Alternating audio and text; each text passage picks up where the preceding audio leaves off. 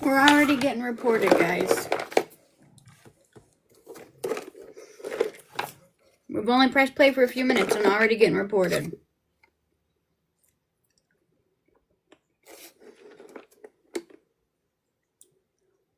I'll give it a couple minutes for people to get back in.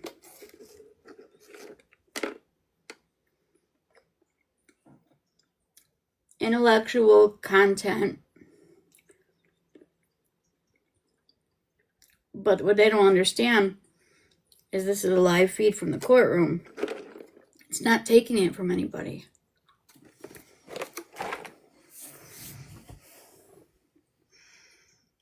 And it's not me. This is me that's playing it.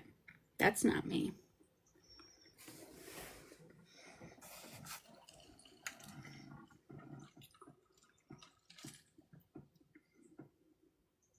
Keep an eye for that person to come back in.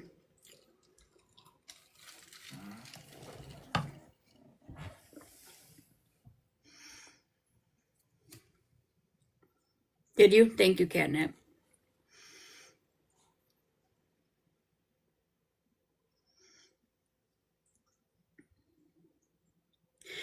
There's a difference between playing stuff and not discussing it.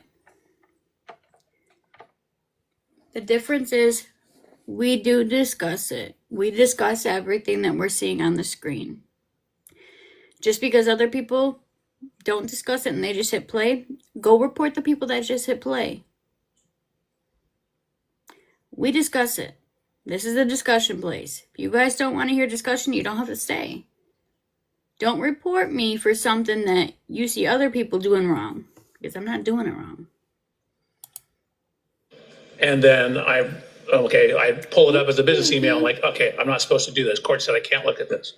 Now, I want to go back to your slide presentation. I understand that you intend, subject to our objections at the court's ruling, you intend to present testimony with regard to your PowerPoint where you are going to elaborate on your 1231-38 to 1231-43 trigger 1162-2, and you're going to add to what has been in your presentation a verbal discussion with regard to Mr. Burgess's change that he made in his May 8th report with regard to the variance.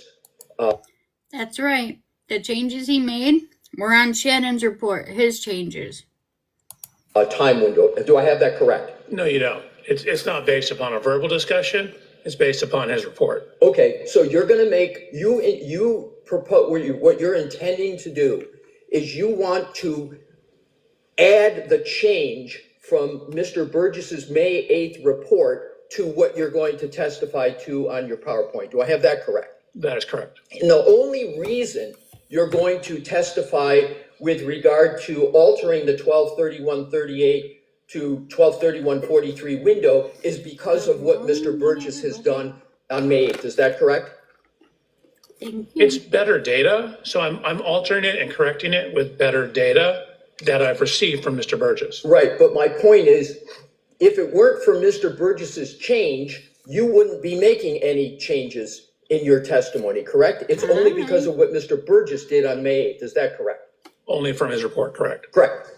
So, and you understand, sir, that that change has significant effects on the very issues in this case with regard to the timeline and the collision you allege occurred, and comparing it to human volitional conduct of Mr. O'Keefe with regard to his manipulation of the phone. You understand the consequences of that change, do you, sir?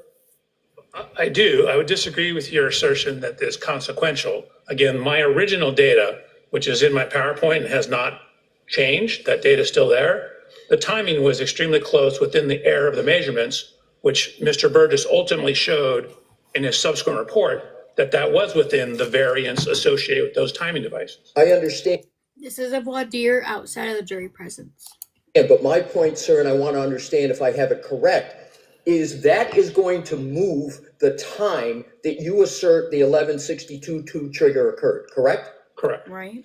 And you would agree that's a substantial change given the issues in this case when seconds matter? Or do you think it's an insignificant change? I wouldn't say it's insignificant. Again, I haven't modified my PowerPoint at all. I was happy with the data I had and satisfied with the data I had. Again, once presented as engineer would with better data, we use better data. I'm sorry. Please, for voir dire, let him finish. Yeah. It brings it closer in time to Ian Whiffin's last contact point data. But even if we don't have that, given what I knew about the variance in the cell phones, my time was still within that window anyway. Sir, you've just answered my question, which is you agree that it affects the timeline in the activity of Mr. Whiffin's report. You said brings it closer. Did I have your words correctly? Correct. What I was concerned about was your word about significant change. It brings it closer. It doesn't necessarily bring it significantly closer. My original timeline was very close, within the range of the accuracy of those types of cell phones, infotainment system data. So, By the way, guys, if you're not subscribed over on my YouTube, just in case something happens here with, getting the reporting and whatnot, if something happens here, I'll go live over there. So make sure you guys go follow me there. That's Michelle's Criminal Musings on YouTube. even if I didn't have Mr. Burgess. Burgess's subsequent report, the data is still within that time window. Sir, isn't it a fact that with the variance of Mr. Burgess that you're now you want to testify to, that there is a change because your 1162.2 trigger 1231.38 to 1231.43, you know that there's a device lock event on the phone of Mr. O'Keefe after that time period. You understand that, correct? So again, there's a window of plus minus on that. Technically, those timestamps on that are, as you indicated, again, it's literally, I wrote that on my slide. It includes my slide where I have that exact comment. But my question, sir, is the change means now that with the Mr. Burgess variance moving, you now have part of the moving range that occurs after the device lock, whereas before your change, the device lock occurred after every bit of your range of 1162.2. I have that correct, don't I, sir? You do. Okay. Okay, so Your Honor, that's it. that's all I needed. Thank you. All right, so we're going to bring the jury in.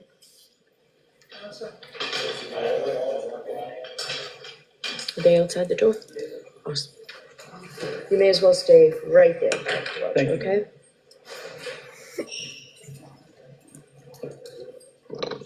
I'll see you at sidebar. No, Second sidebar.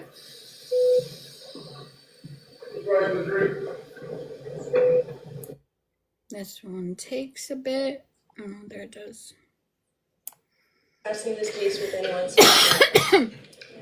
Everyone said yes or nodded affirmatively. Were you also able to follow the instructions and refrain from doing any independent research My understanding for voir dires is they're not in the courtroom. The jury isn't present for those. or investigation into this case? Everyone said yes or nodded affirmatively. Did anyone happen to see, hear, or read anything about this case since we left here last week? No. Thank you. With that, Mr. Brennan? Thank you, Your Honor. Sir, can I just stand and raise your right hand? Yes, sir. Do you solemnly swear the evidence given to the court and jury in the case now is very true, the truth, the whole truth, and nothing but the truth, so help you God? Yes, sir. Thank you. You're welcome. The link's in my bio too. It's Michelle's Criminal Musings, the same name.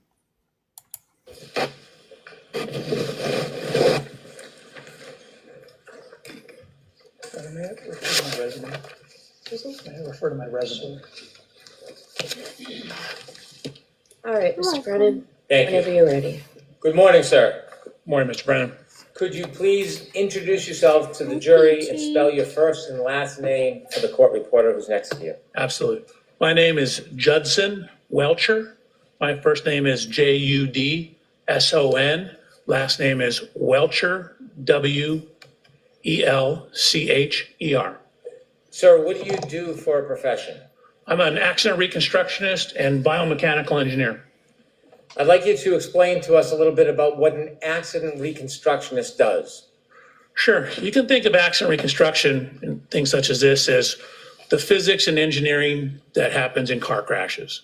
So accident reconstruction tends to deal with everything that happens to the car and outside the car, skid marks, vehicle damage, the electronic recording systems in the vehicle, things that have to do with the motion forces and how the physics of everything occurred and how that affected the motion of the vehicles. You said that you were an accident reconstructionist, but also a biomechanical engineer. How is your work as a biomechanical engineer different than an accident reconstructionist? So simply, you can think of biomechanics as similar, but to everything inside the car. So biomechanics is looking at how the effects of physical forces are applied to the human anatomy. Thank you. When I'm trying to Yeah, guys, if you haven't subscribed to my YouTube, go over and subscribe there, because if anything happens on the TikTok and it goes down, we will switch to YouTube. explain to somebody what I do, I say, hey, it's like a civil engineer who's designing a bridge. So many trucks and cars on the bridge. Are that going to cause the beams in the bridge to fail? Is that going to cause the cables to fail? So a human body is governed by the same laws of physics, just like a bridge. Obviously, it's made of a lot of different materials, but in a human body, my beams are bones. My cables are the muscles and ligaments. Different material properties, but everything's governed by the laws of physics and principles of engineering. So I'm looking at how physical forces, the outside of the car, for when people are inside the car, seatbelts, airbags. The first seatbelt was patented by an engineer. It's engineers who quantify the force of the crash and what kind of injury damage there is to the body.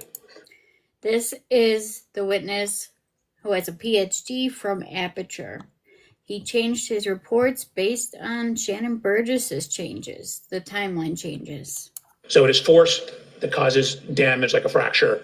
And so we're looking at how the physical forces are applied to the body and what that means in terms of what happens to the body. Dr. Welcher, I want to ask you a little bit about how you became a biomechanical engineer and an accident reconstructionist. Can you tell us? Sure. So when I was getting ready to go to college, my father, who was a physician, said whatever. Is what allowed? The changes? They shouldn't be allowed, but then again, he's also been on the phone with people, again, that I don't understand how he could have been. That makes zero sense to me. He's talked with police. He's talked with the Commonwealth multiple times. Whatever you do not go to medical school. Because I was getting ready to go to medical school. So this was 39 years ago, I believe. 35 years ago, 39 years ago. He said, it's just not worth it. So I said, okay. So then I entered into mechanical engineering. I grew up riding motorcycles, taking things apart, frequently pissing my parents off when I couldn't put it back together. But I like taking things apart and figuring out how things work. So I went to university and got my undergraduate degree in mechanical engineering. From there, I happened to be at a Thursday meeting of the American Society of Mechanical Engineers. A group came in from a company that did this type of work, and they showed some examples of how you apply engineering concepts that you learn in mechanical engineering to the human body. And so I was like, man, that's a great job. That's the perfect mix of engineering that I have and my desire, to learn the medical side of things as well without becoming a doctor. So I talked to them. I actually applied to the company and was ultimately hired as a biomechanical engineer. Unless he's going to tear him apart. How long did you continue as a biomechanical engineer until you went back to school? So I actually, very quickly after I started the job, I took a human anatomy class at a community college. I quickly realized that wasn't enough. And so in around 1993, I went to the USC Medical School and enrolled through what's called concurrent enrollment, which means you can take the class, but you're not actually in medical school. It's a medical school class. But I took gross human anatomy. So it was me and 160 or so other doctors. I took the same human anatomy that first year medical students at USC took. You guys got to remember all the word years that they're having. All of this is in anticipation of, if she is found guilty, grounds for appeal. Just keep that in mind. So it began in 1993. Did you continue to work as you pursued your higher education? I ultimately started my own company, continued to work, continued to do research, and wonderful opportunity to have two beautiful children, and continue to this day. Tell us a little bit about the company you started and when. Sure. So in about October of 1994, I started my own company. Me and the guy who was my immediate supervisor said, hey, we can do this better. We can do more research, more testing. And so we started our own company. What kind of company was it? It was an accident reconstruction and biomechanical engineering company. We also early on did a bunch of testing and design work for amusement park rides. The same concepts for car crashes applies to roller coasters, basically anything. So we worked and had some contracts on improving ride safety. And I was also on the ASTM committee that looked at amusement park ride designs. Does anybody not think that Brennan is going to try to overflow our brain again? Hey. I wasn't going to say it. So I'm very glad that you did, Chaotic. I'm really glad that you said it. Did that company grow from 2 people? Correct. We took it from 2 to about 25 people, and then we ultimately sold it in right around January 1st of 2022. Before 2022, did you obtain a master's degree? I did. And what was that in and where was that from? So again, I was working full time. Actually, while I was doing my master's degree, I was also teaching classes at Texas A&M through their law enforcement training division. So it was extension classes. But I ultimately completed my master's thesis in December of 2001. That was from USC, University of Southern California. And I received my master's degree in biomedical engineering. I wrote my thesis. It was basically on automotive seat design, but it was titled Whiplash-Associated Disorders, Related Anatomy, Biomechanics of Injury, and the Relationship Between Injury Potential and Automotive Seat Design. Your Honor, if I may, pardon the interruption. If Dr. Welcher agrees with this report, which I think he just did, can we know maybe? Sure, Dr. Welcher asked me if he could refer to his resume, and I said yes. So if you read, just let us know. Thank you. And it's my resume, not my report. Your resume, did I say you read? No, you did. He said report. Yeah, no, it's his resume. You share with us that your company continued to grow until you ultimately sold it in 2022. During that time, did you continue to pursue higher education after you obtained your master's degree? I did. So again, ever since 1993, I've been slowly pursuing higher education, both obtaining my master's degree as well as my PhD. During that time frame, I also published 20 peer-reviewed scientific publications. I taught for 5 years at Texas A&M. Did they happen to go to Shannon Burgess? And served as a peer reviewer for both the Society of Automotive Engineers and for a short period on the Archives of Physical Medicine. So I was working and running a company with my co-creator, as well as teaching, conducting research, publishing. I actually didn't write the name down. I got so distracted. But when it comes back up, I'll say it. Also while going to school part-time. He's from Aperture. Take us to 2011. Were you still pursuing education at the University of Southern California? It was. And what occurred? What did you achieve in 2011? So in August of 2011, I finally obtained my PhD in biomedical engineering. I wrote my dissertation, reading from my resume, titled Development, Validation, and Testing of a New Sensor Array Welcher, Dr. or Welcher, thank you intra-articular guys. pressure measurement, in vitro human lumbar spine, intra-articular facet testing, which is a lot of big words to say. I was testing cadaver spines, looking at the loads inside the spines associated with various motions of the spine. Did you achieve your PhD in biomechanical engineering? It's actually in biomedical engineering. Biomechanics is within the field of biomedical engineering. So you have a PhD in biomedical engineering. Correct. You mentioned that That's it. you have Thank published you. many articles. Have there been articles that you have published that are relevant to some of the subjects that you're going to talk about during your testimony? I mean, I have a number of, Got it. Thank you, again, guys. peer-reviewed scientific publications. Peer review just means you submit it to a journal and they have other people review it, give you comments, your peers in the field. I do believe there are a number of them that could certainly be relevant to both the physics and, for example, pedestrian injuries. If I could mention a few. You wrote an article on sideswipe collision dynamics. What's sideswipe collision dynamics?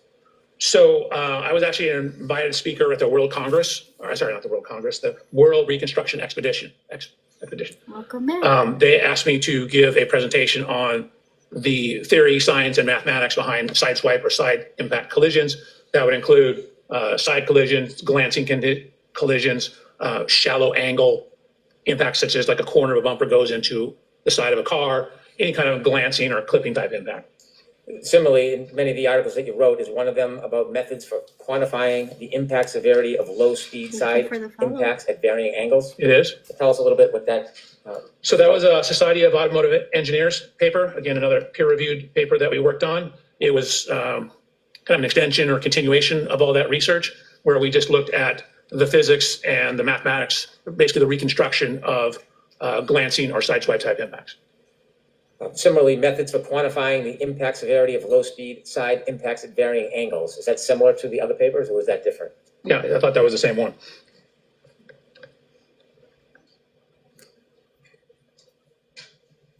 If I can continue, another article or publication that you wrote, occupant kinematics and loading in low-speed lateral impacts. What does that mean? So in the course of my career, I've done probably 12 to maybe 1,300 actual crash tests. I've crashed everything from skateboards, mopeds, up to trains, motorhomes, and ambulances. I've conducted, relative to this case, probably or been involved with 50 to maybe 70 pedestrian impact tests. So the low-speed side impact one is we actually put human volunteers in side impact collisions. And what we did, we had accelerometers, which are Who signs up for that? things that measure acceleration. If you had physics, remembering Newton told us force equals mass times acceleration. So knowing the acceleration of something, you can get an idea of how much force is applied to it. So we have various sensors on the body. We have various sensors on the car for the reconstruction aspects of it. So that study was the biomechanics portion. It's not crash dummies, though. It's people. People volunteered to get into car accidents. And the first paper you read about the reconstruction was the reconstruction portion. So the first paper you discussed was everything outside the car. Then we looked at how the forces applied to those impacts to people inside the car. Have you had a lot of publications and studies about the force applied to people outside of a car? Many of you know I have a huge anxiety thing with traveling. You couldn't pay me to sit into a car accident. Hell no.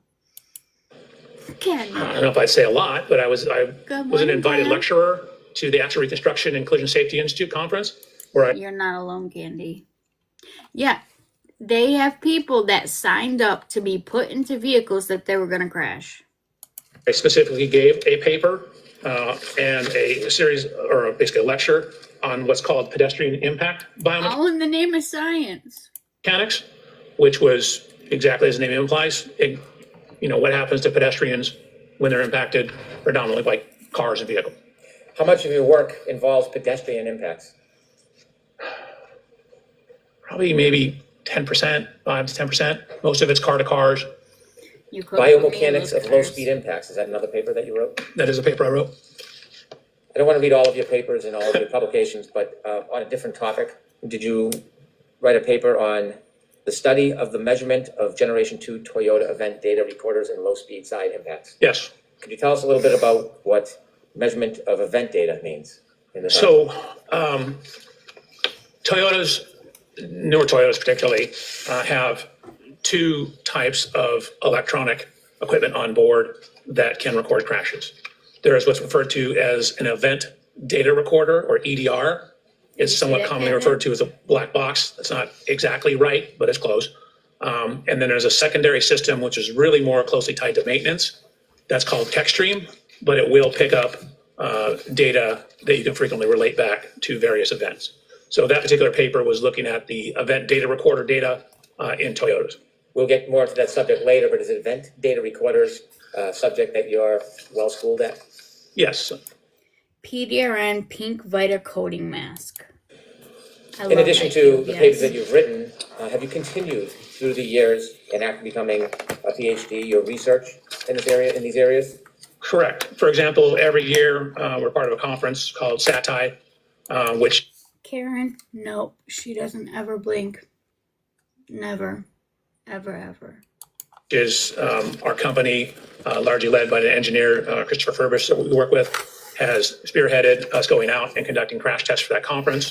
For 10 years, we did a lot of the instrumentation and crash testing at the Accident Reconstruction and Collision Safety Institute conference. And then for a number of years, the company actually went down and did crash testing for what's referred to as a Spine Research Institute down in San Diego. So we've been hired by various professional organizations. We came out here once, the Massachusetts Association of Accident Reconstructionists, I think I'm messing the name up, had a conference. We came out here and conducted crash tests for training other experts out here. We did all the instrumentation, the biomechanics of that crash testing. In your research and testing, you have pages with dates of the different researches and testing you've done. There's over a dozen Totally different. of the research and testing items and articles that deal with pedestrians. Is that a common topic in your research and testing? Yes. So again, frequently at the conference, we're doing pedestrian tests. the last Action Reconstruction Collision Safety Institute conference. There was a series of pedestrian crash tests run there. SATI 2 years ago, maybe 3 years ago, some pedestrian crash tests that were done there as well. So there are a number of instances on my resume where I have both attended class, and then I mentioned the one time where I gave an hour and a half long lecture on pedestrian injuries. After you became a PhD or a doctor, did you continue your education and research? Correct. I've always continued my education and research up until, I just got back from the Event Data or Action Reconstruction Collision Safety Institute EDR conference, or the Event Data Recorder Summit. Totally with My company, through my relationship with the founder of that summit, was a sponsor. So Aperture was actually a sponsor of that conference. We actually sponsored it the previous year as well. And also as part of that, I assisted one of the researchers in conducting. You guys got to remember, Brennan's job is to overflow our brain and get us sidetracked. It's called front camera module testing for pedestrian impacts on Chrysler vehicles. General Motors vehicles. As a biomedical engineer, are there any groups, organizations, or certifications that are important? I think ACTAR is important. So ACTAR is an acronym. It's ACTAR, and that's short for the Accreditation Commission for Traffic Accident Reconstructionists. And so it's a bunch of professional groups, originally from some concerns, I believe, from the Department of Transportation, got together and set standards for reconstructionists. Again, these are kind of minimum standards. You have to show, you send in your resume, you talk to them about your research, and then if you're deemed qualified, you sit for an examination that tests your skills, day-long test, theory, a practical portion, and then every 5 years you have to have 60 continuing education units to become reaccredited. I've been an accredited accident reconstructionist since February of 1995, and my accreditation is current and active up through today. So you've been accredited for 30 years? Yeah, correct. I don't want to trick you on the math. No, I never thought about it, but yeah, I guess it has been 30 years. Have you testified in court before? I have. Have you testified in state courts? I have. Have you testified in federal court? I have. Matter of fact, in Boston. Have you ever testified in civil cases? Yes, I have. Have you testified being called by the plaintiff? I have. Have you ever testified being called by a defendant in a civil case? Yes. Have you testified in criminal cases? I have. Have you ever been called by the state or the government? Yes. Have you ever been called by a defendant? Correct. Public Defender's Office. In any of the cases, whether it's civil, criminal, plaintiff, defendant, government defendant, does that in any way change your analysis about data regardless of who or where you testify? No, I take my job is to be a critical analysis of the data. So I wanted to look at the data as objectively as possible and form conclusions based upon the data, trying to remove wherever possible speculation, try to remove wherever possible reference to testimony. Now, sometimes testimony is the only thing we have, and so we need to rely on it for bits and pieces. But generally, my job is to try and look at data and see what the data shows. I have no dog in this fight. I don't, quite frankly, care. What I'm doing is trying to do a good I have no dog in this fight. I don't care. Well, you're not caring. A man lost his life and a woman is on trial for the murder. But you don't care. Who cares, right? No. engineering job, which is looking at the data and drawing sound principles and sound conclusions from the data. Presently, This you one said only you had a stays on company for and 10 you to sold it. Where do 15 you work? minutes. It's a company called Aperture. I guess we were acquired or merged into it technically. How many offices do you know if Aperture has? Oh God, I should know that. I mean, we have them in Massachusetts. We have them in, I think there's 3 or 4 in Texas. No, 10 to 20 There's, I think, minutes. 4 or 5 in California. So I want to say there's at least, 13 to 15. Do you work at a particular location? I do. Where do you work? Long Beach, California. Do you work with other people? Do you have a team? I do. How many people are on your team? 5. And what's the team comprised of? Um, Is everybody a PhD, an engineer? One individual is a PhD in engineering, Dr. Umali. And then I have 3 other engineers and 1 case reader. I guess it's 6 people. I have a case manager as well. Is there any, Thank you for the follow. do you work interchangeably at the different branches around the country, or do you have your own team in California that you work with? 99% of the time, it's my own team. Occasionally, we'll get a case for another office. I've worked on a couple cases out of the Texas office and maybe a couple out of the Nevada office. May as well be. Were you asked to look at any data or information relative to this case? Yes. In looking at data and information, do you try to look at a narrow or a broad range of information? So I definitely cast a very broad range. We try and get as much information as possible. And then, Excellent question. I was wondering the same thing. weed it down Thank you, to Jen. what is important, weed it down to what is consistent with the data. So start off very big and then get down to sort of the meat and potatoes of it, the important information. Do you necessarily rely on everything you look at? No, I certainly consider everything I look at, but I frequently don't rely on everything because sometimes it's not reliable See. or it's irrelevant. In this case, can you share with us materials generally that you looked at in your review? Sure. Your Honor, may I read from my report? Yes. Thank you. There's just something Mr. about Reporter, I him. apologize for the lengthy list. Slow. So I have police reports, including the Canton PD incident report, and I have 8 other reports, also the 34 Fairview Road Rams final report, or CARS report. America. I have the ring video from Mr. O'Keefe's residence. I believe that's One Meadows. I have the cruiser cameras, which are the police vehicles, onboard cameras, both front and rear cameras from 1, 2, 3, 4, 5, 6. Dr. Judson Welcher. I believe 10 different videos. I have photos and videos of the scene from Sergeant.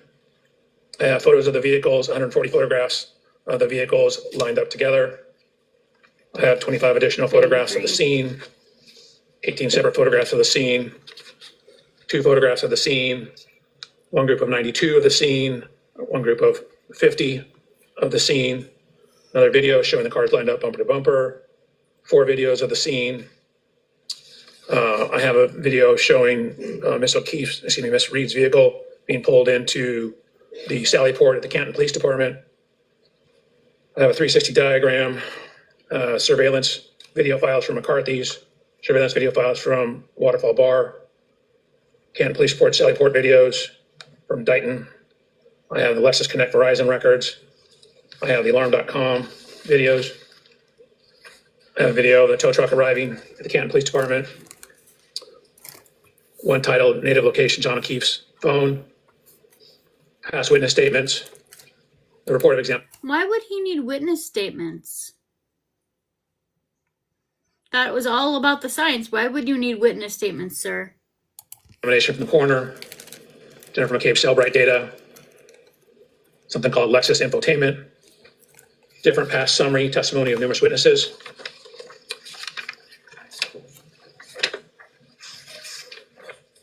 Earlier summary testimony of numerous witnesses.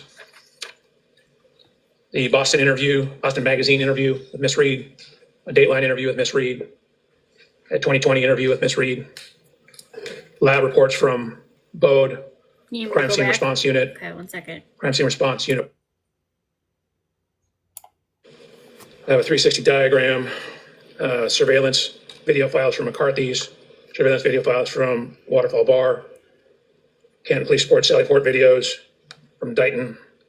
I have the Lexus Connect Verizon records. Lexus I have Connect. the Alarm.com videos. I have a video of the tow truck arriving at the Canton Police Department. Hi, Blue Bunny. One titled Native Location John O'Keefe's Phone. Past witness statements. The report of examination from the coroner. Jennifer McCabe Cellbrite data. Something called Lexus Infotainment. Different past summary testimony of numerous witnesses. Why in the hell was he reading other witnesses' testimony? How is this okay? What does that have to do with his report? So he read witness statements and he went through their past testimony? Oh, Alessi's gonna eat him alive. He doesn't have a dog in this fight, he said, remember? I have earlier summary testimony of numerous witnesses.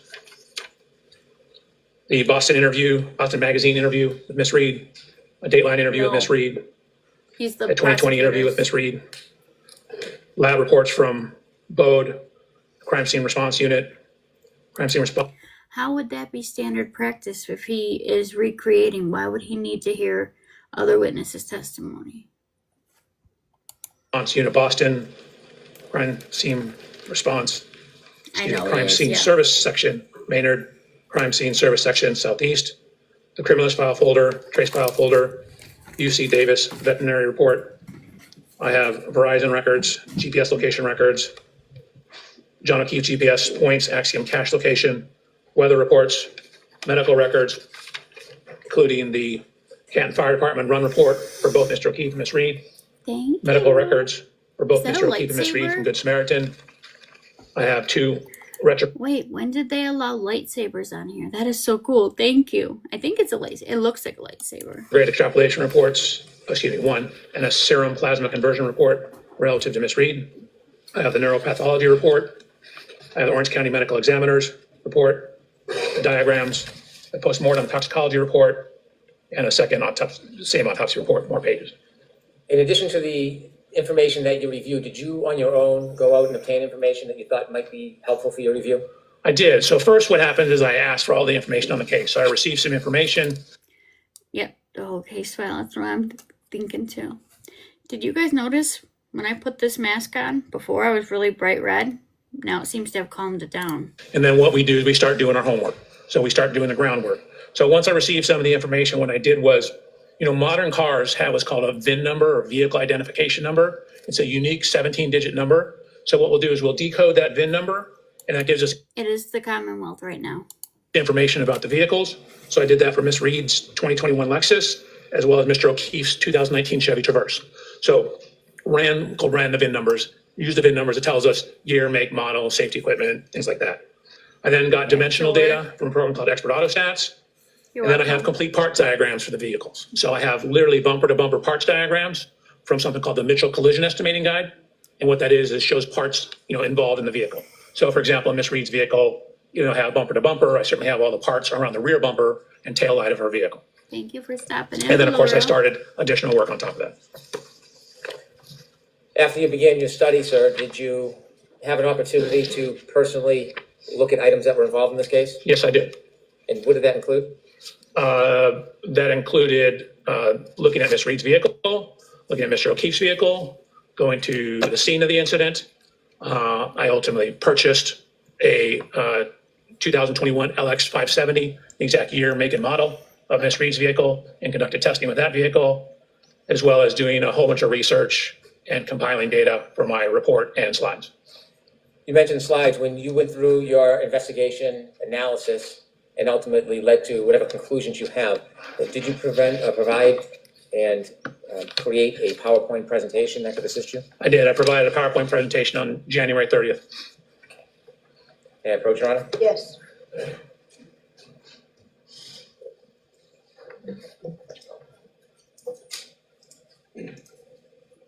Yeah, he even bought a Karen Reed look-alike vehicle.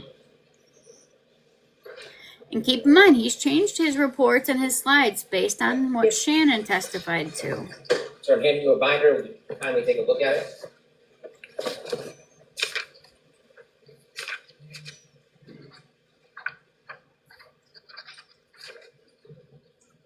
Brennan, you're looking a little insecure today. Okay. Sir, does that appear to be a copy of the PowerPoint presentation that you prepared for us today? It appeared. 141 pages. Didn't look at every page, but it looks right. All right, I asked to mark this for identification. Okay. That's a good question, Lucid. Hopefully Leslie asks him that. For identification. Everything has everything to do with the price of tea in China. Why would you ask that? Does it sound like we're talking about tea, and does it sound like we're talking about China? The hell? Like, what? With the court's permission, I'd like to have Dr. Welcher use his PowerPoint presentation to walk us through some of the information he'd like to share today. Okay. No objection, Mr. West, right? You said that because they're talking about everything, huh? Got it.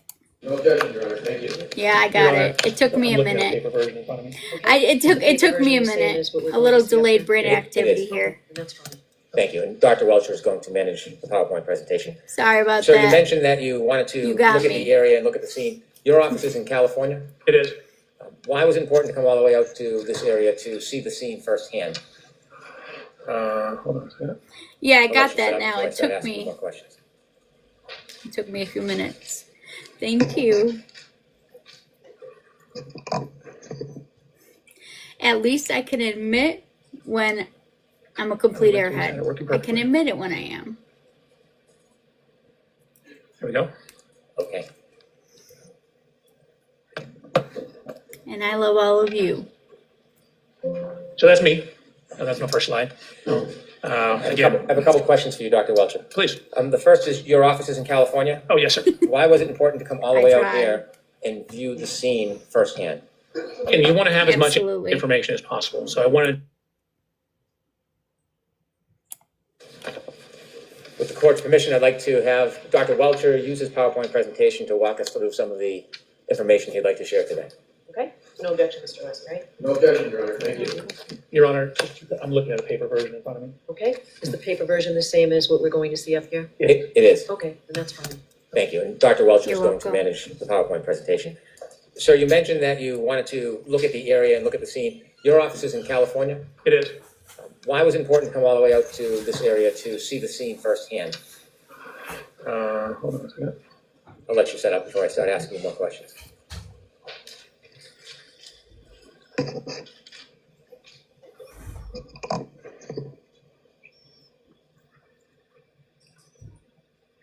We went through this, had it working perfectly. There we go. Okay.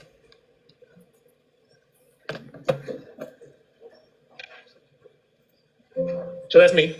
That's my first slide. I Again, have a couple questions for you, Dr. Welcher. please. The first is your office is in California. Oh, yes, sir. Why was it important to come all the way out here and view the scene firsthand? And you want to have as much information as possible. So I wanted to, physically look at all the things so I can actually see with my own hands, my own eyes, lay hands upon it, look at it as best I can. You try and inspect and look at as many things as you possibly can. Sometimes they don't exist anymore. Sometimes they're gone. And you have to make a best approximation if you can't do that. In this case, I was able to look at the scene in both vehicles. Was that an important part of your study, Doctor? I think so. Again, it's always good if you're going to talk about what happened to the cars or what happened to the people to look at what happened to the cars, meaning to actually look at the cars, not just look at photographs when possible. So I have physically looked at the cars. For example, in the Lexus, I climbed in it, over it, underneath it. I downloaded data from it. I did a whole bunch of things looking at Ms. Reed's Lexus to assist in my analysis to try and add some further objective data to what we're doing here. So same thing with Mr. O'Keefe's vehicle. Looked at the rear bumper, took some pieces off the rear bumper to see what was behind the cover, to see what kind of damage we did or didn't have. So went to the scene, looked at the measurements of the curb, looked at where some of the lines are on the road because you can see them in some of the photographs.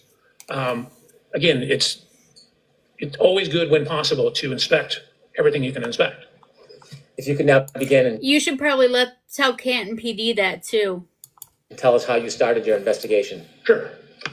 So on September 23rd, I had an opportunity to come out. Mr. Brandon, it was the first time I ever met you on that day, I believe. And I had received material before that.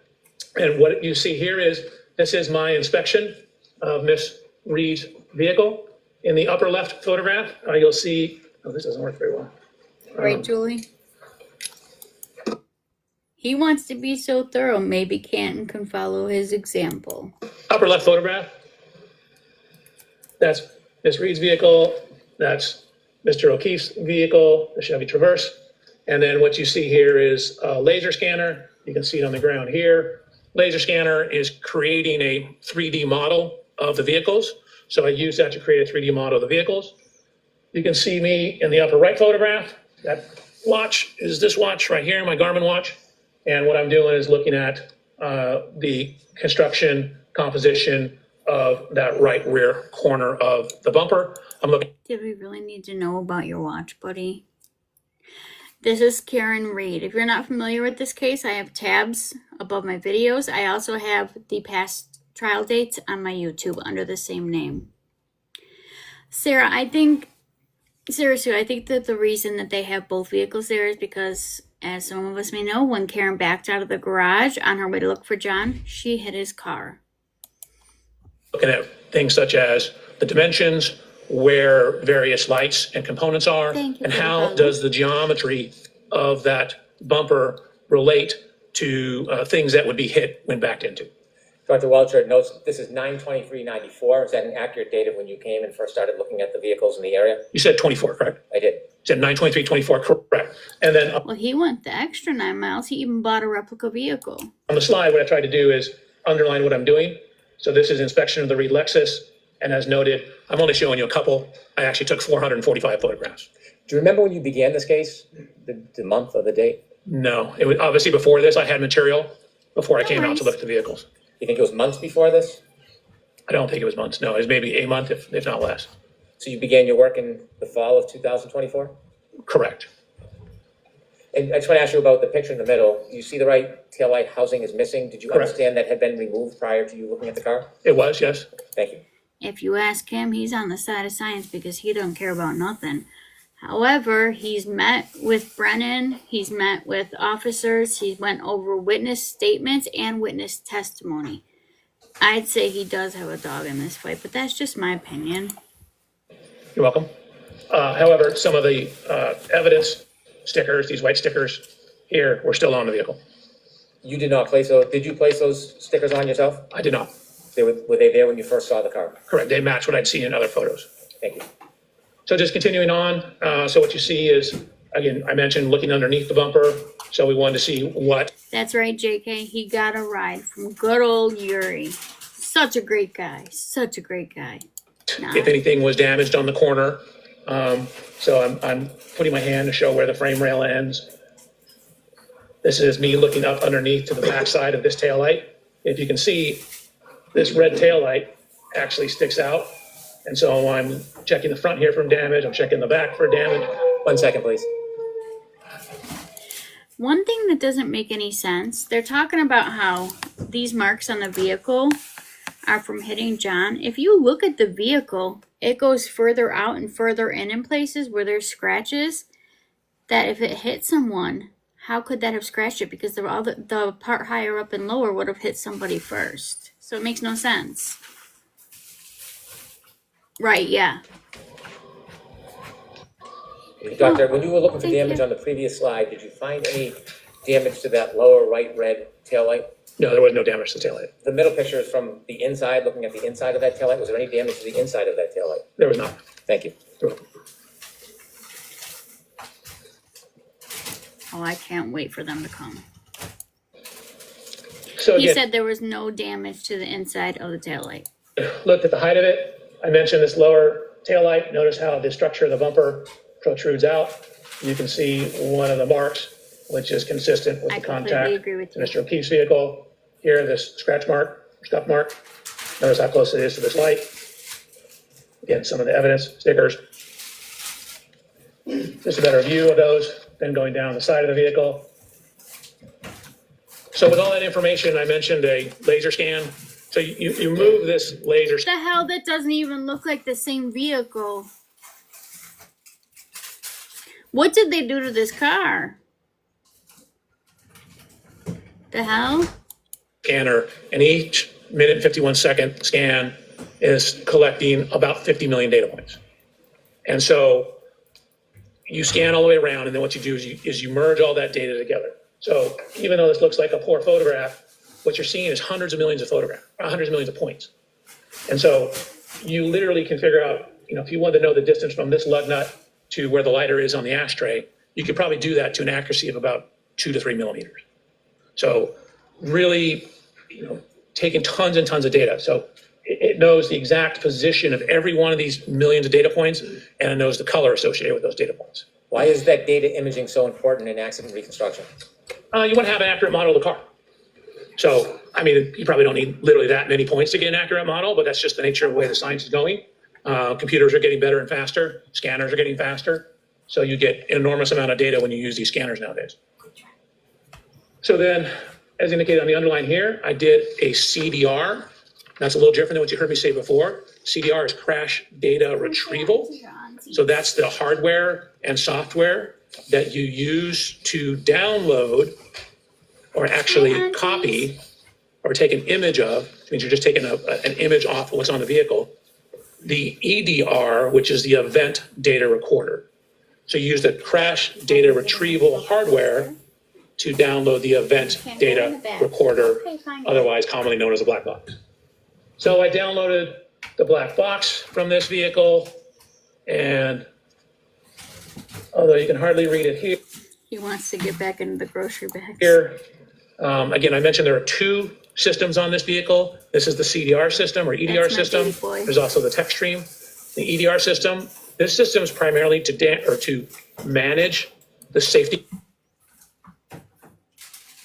Aaron, can you close the door for me, please? components, protect the occupants of the Lexus. So things like fire the airbag, fire what's called a pretensioner, keep track of the severity of the crash to decide whether we need to fire the airbag. So it's not really designed for pedestrian impacts. So when we downloaded this vehicle, we got what's called a none file. A none file simply means that there's no data there. The system's working properly, we had no fault codes, but for a car hitting a pedestrian to cause a file here, this is really more designed for car-to-car impacts, something that's going to have a significant impact on the occupant of the Lexus. And again, the Lexus is a 6,000-pound vehicle. Mr. O'Keefe's only 216 pounds. So it's not going to register from hitting a pedestrian. Were you surprised that there was no The hell? It's not going to register hitting a pedestrian?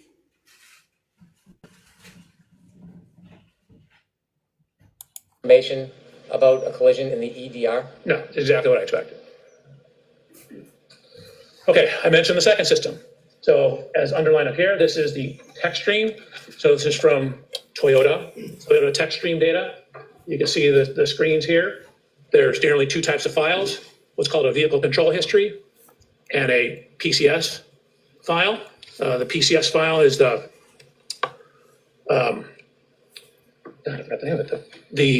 protection system. So I also looked at Mr. O'Keefe's vehicle. PCS is pre-collision system. Looked at Mr. O'Keefe's vehicle, same thing, took a series of photographs, laser scanned it, looked in it, underneath it, behind it. I mentioned taking some of the bumper parts off. So I took this rear cover off here to look at the damage behind the bumper cover. Most cars have what's referred to as a face bar. That's that piece of metal that you see here. And there's a piece of energy absorber here. That's your face bar. So I'm looking to see if there's any damage to that. There was no damage to that. Before you go forward, I want you to take a couple steps back because I want to ask you some questions to explain Please. TechStream data. Could you go back a couple slides, please? Sure. You mentioned that in the EDR, which is similar to a black box, there was no information found. And then you mentioned a different system, the TechStream. Can you make it clear for us how these systems are different and where they're stored on a motor vehicle? Sure. A lot of data is stored in a similar location.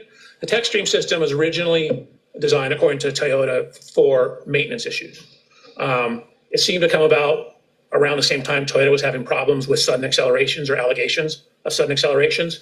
So the TechStream data or vehicle control history will give you information when there's, for example, excessive acceleration or rapid shifting of the vehicles or rapid steering of the steering wheel.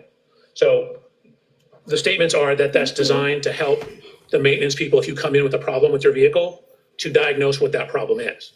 It has a lot of utility in accident reconstruction because if you jam on the brakes before a crash, frequently the TechStream data will record the crash. Thank you, Katie. You mentioned Toyota a number of times. Could you share with us the relationship between Toyota and Lexus? Sorry, in my mind, they're the same thing. Toyota and Lexus, obviously a little different, but Lexus is basically made by Toyota. So Toyota and Lexus has the Go troll somebody else. Lexus safety system. Toyota has the Toyota safety systems, which you both read with the TechStream data. The TechStream data, in this case, does it play an important role in your analysis? I think so, yes. The TechStream data, did you independently download that data yourself? So I independently downloaded it, and then I also ran a test with Ms. Reed's vehicle, and I created a new TechStream file so that I had a stamp in the ignition cycles of what the current ignition cycle was. So Honestly, with everything that we know, he went back and listened to people's testimonies. He read their witness statements. All of that already tells me that he does care more about this than what he says. And since when? If he's recreating a crash, why would he need to hear other people's testimony? did a sudden acceleration test of the vehicle. On the Lexus or on the exemplar vehicle? On her Lexus. When you did the downloading, why did you do it yourself? Again, you, whenever possible, want to be the one that does it, make sure it's done correctly, and be able to say, hey, how do I know that's from that vehicle? Well, I know because I was the one who did Yeah, it. sure, Lindsay. And so if I get it from someone else, then they frequently have to bring that person into court to say the other ones that did it, so then I can use it. So if I do it myself, it eliminates that problem, and then I have no concerns over where it's coming from. So then Don't you kind of wonder if he got the timeline sent to him too? I know hey, I did it. This is the right car. This is the right program. You left us at slide 10 when you were inspecting He Mr. sure does, O'Keefe's car? doesn't he? Correct. So again, simply a blue arrow indicating that I looked down behind all this stuff, took measurements of it. Just what you want to hear an expert say, calling everything stuff. And then similarly, I have a 3D point cloud of Mr. O'Keefe's vehicle. So part of the reason we're making these 3D point clouds, and we'll touch on this further, in addition to the scene, you can then basically put all these things back together in the computer. So instead of having to drive the cars to the scene, for example, or to Mr. O'Keefe's residence, you can take these computer models and additional data and put it back in the computer and reconstruct everything on the computer. So before we had the exact angle of impact, again, this is for looking at when Ms. Reed contacted Mr. O'Keefe's vehicle, backing out of Mr. O'Keefe's garage at One Meadows. I lined them up Who is just he? to generally show the approximate location. A couple things, notice how, again, this lower portion of the Lexus bumper sticks out. Notice how the side of the Chevrolet slopes in as you get higher up. So this portion sticks out more than this portion. And this is where you would expect any contact damage to occur, assuming there was an impact. So again, looking at the measurements of the height of the vehicle, of course, as you indicated, Ms. Brennan, the Okay. taillight's gone. Please, no spoilers. And then went to the scene. So same thing, went to the scene, took, again, 297 photographs of the scene, had our people scan it to create a Thank you. computer model of the scene. So, literally, if you wanted to know the distance from this window to, say, some manhole cover on the road, we have the data to figure that out, down to a couple millimeters. In addition to going to the scene and doing the digital mapping, you mentioned other review of materials. Did you have an opportunity to review dash cam footage from Canton Police Department police vehicles to see the general location of where Mr. O'Keefe was when first responders were assisting him? Objection, Your Honor. So that's just a yes or no? Yes. Thank you. The hell? So the TechStream download. So this is a screenshot from the TechStream download. Keep in mind, this is kind of maintenance Yes. software. So we're looking at You guys got to remember, I practice patience with parameters. We start late so we can fast forward. a number of things in the maintenance software. What we see is, and this is noted in the report too, that when the vehicle gets into the Canton Police Department after this event, you can see the mileage is 12,665 miles. So that shows up in Trooper Paul's report. It shows up in the photographs, and it shows up as matching the mileage in the TechStream data, both at triggers 1164 and triggers 1167. I'd ask you if you can enlarge Thank you. the data on the right and break down what it actually means, the different columns and the... Is it possible for you to enlarge that?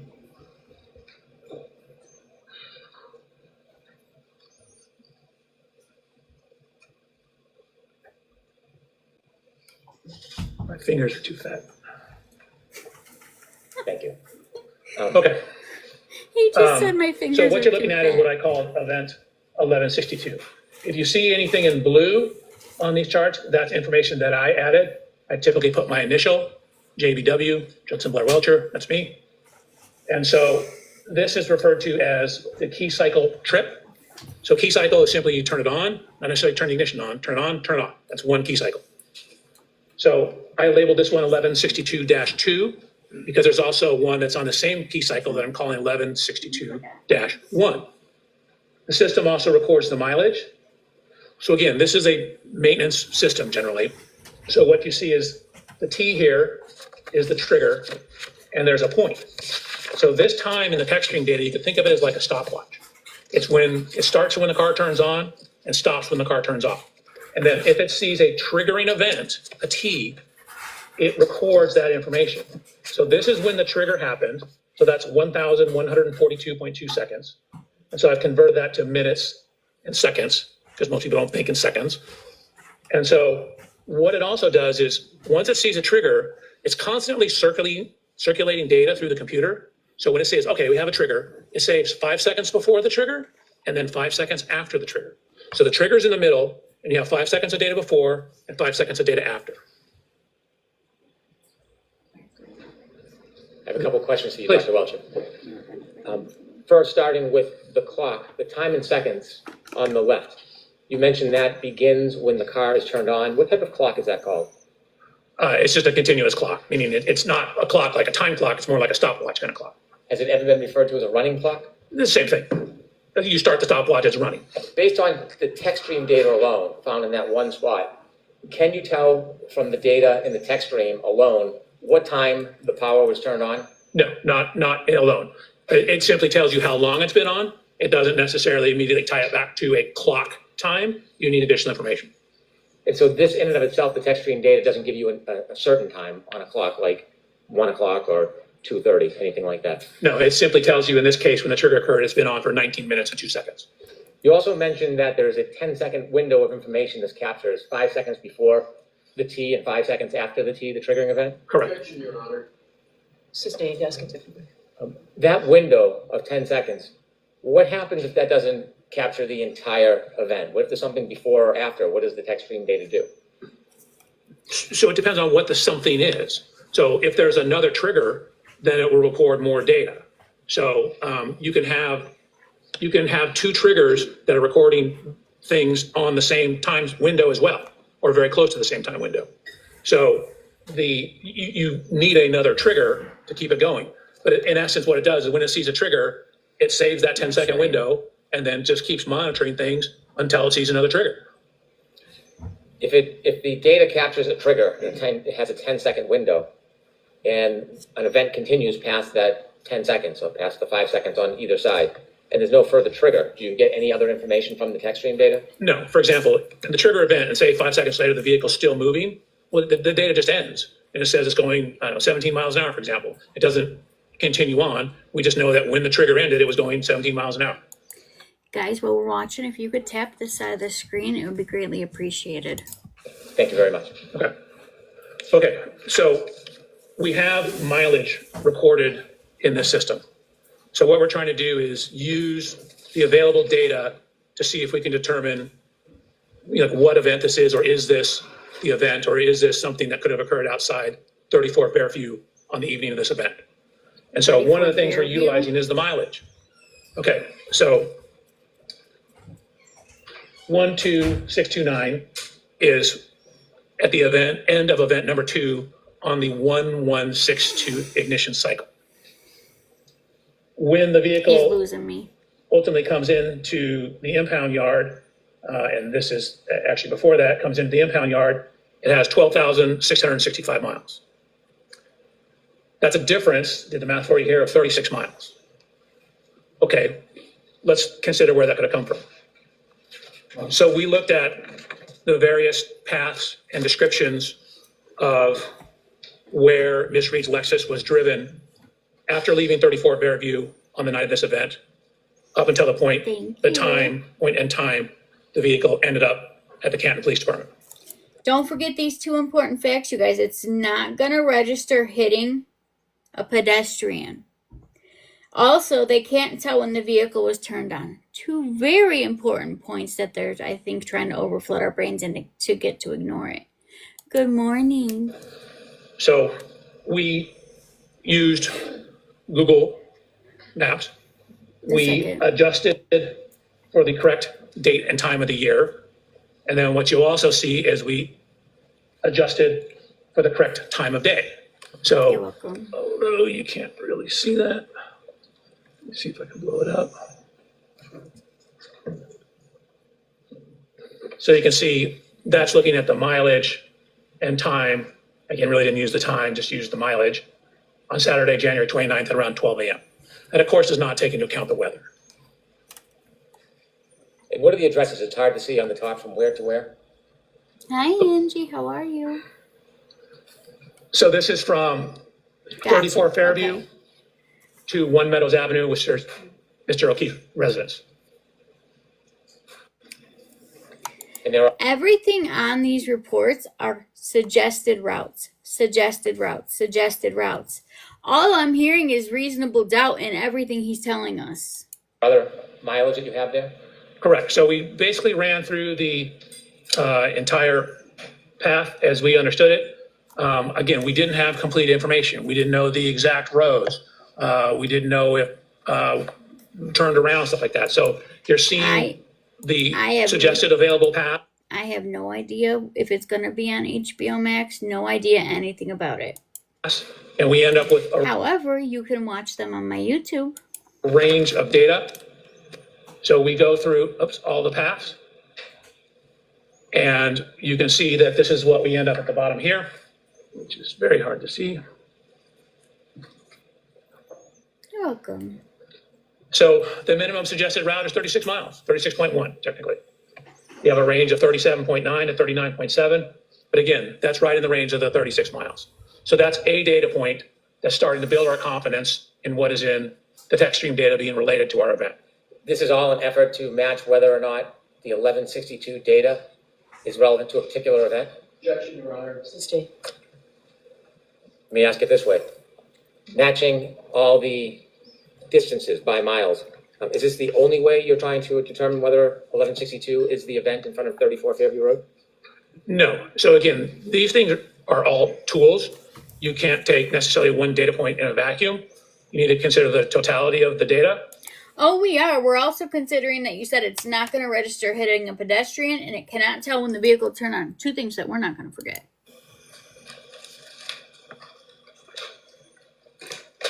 Which is what I did. So we mentioned the continuous clock that was in there, or the running clock that was in the vehicle. So what you see over here. Could you I enlarge mentioned- that for us, Doctor? I am doing that right now. You can see we have the time, and again, I've converted it in blue to minutes and seconds. This But on whose time frame? Because you do work for Aperture. So is this on Shannon's time frame? is the first trigger on that key cycle. So on key cycle 1162, there was two separate events. The vehicle keeps a continuously running clock. So we're able to see the time each event occurred relative to when the vehicle was started and the difference between the two events. Okay. So at trigger event 1162-1, we know that the ignition has been on for between 10 minutes and 57.4 seconds. Or that's when the trigger is, sorry, 10 minutes, 57.4 seconds. Again, the trigger has plus or minus.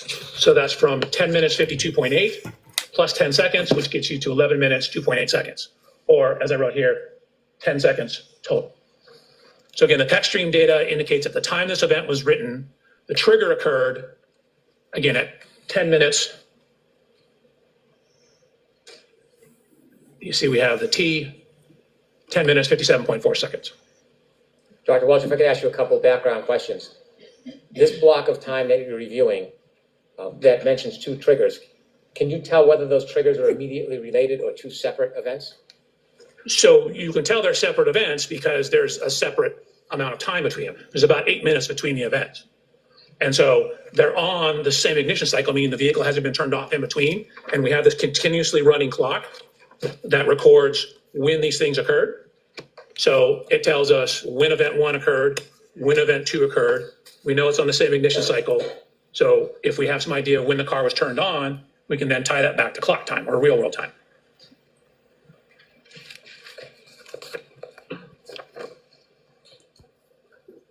Okay. So lots going on here, right? A lot to digest. Jay, if you want to stick around until they go on a break, I'll be more than happy to talk to you about that. This is trigger event 1162.1.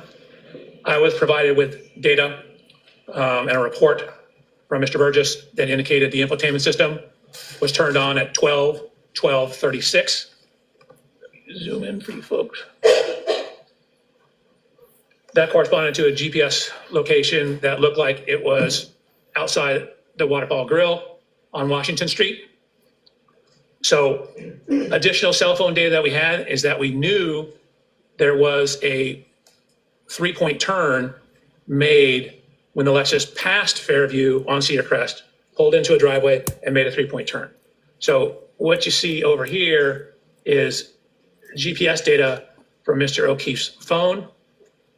And with that information and knowing when the system turned on. Confirming something is a little bit different. He already said he cannot tell. It's not going to register when a vehicle hits a pedestrian. So that tells us it doesn't tell us when. If John would have been hit, it wouldn't even tell us. Also, cannot tell when the vehicle turned on. 2 very important points so far. We're able to now tie the text stream data to a real clock, meaning what time of day did that text stream trigger occur. So we're going from the running clock to a real world clock. So if you take when it was turned on from Mr. Burgess's report, you can see that the Lexus was turned on at 12:36. You add in the text stream information, you get it at 12:23:38. And now we have a cell phone data point at 1:54. So at the time my report was written and these slides back in January, that was all the information we had in terms of data point 154. That was the one that was closest in time to it. Are you shitting me?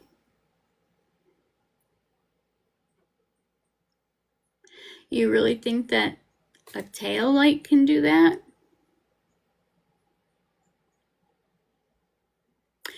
Are you sure? So we had since received additional information. Dr. Walsh, let me ask you a couple questions, and if you can zoom in a little, we might be able to see it a little better from here. She's so guilty. Oh God, the trolls are out, you guys. The trolls are out. I want to just give you guys 2 points that he himself said on that stand. It's not going to register hitting a pedestrian. So there's no proof, no system proof that that vehicle hit him. Also, they cannot even tell when the vehicle turned on. And that is just 2 things from today. If you want me to get down to the whole list, I will when they're on lunch. If you want to come back when they're on lunch, when we're on lunchtime, I'll be more than happy to break it down for you. Where would you like it? If we can start at the top when you explain in text. Explain in text. You told us that the text stream data does not have an actual clock, it has a running clock, like a stopwatch. Correct. And then you mentioned that after you received information from Mr. Burgess, you could put an actual time onto it. How do you do that? Objection, Your Honor. Sustained. You shared with us that the text stream data runs on a running clock. Correct. And then you received further information so that you could actually identify a time. Where did you receive that information from? I see you saying so much doubt. Just keep in mind, you guys, when you're on a jury and they're asking you to make a decision about the rest of somebody's life, they're only needing 1 kernel of reasonable doubt. If there's any reasonable doubt, they're instructed to not find a person guilty. And we have like 586. So I'm going to allow that. That was from Mr. Burgess's report. And do you know where that information came from? That came off the SD card, I believe, in the infotainment system. Do you know when Mr. Burgess found the SD card on the infotainment? wait, what's going on?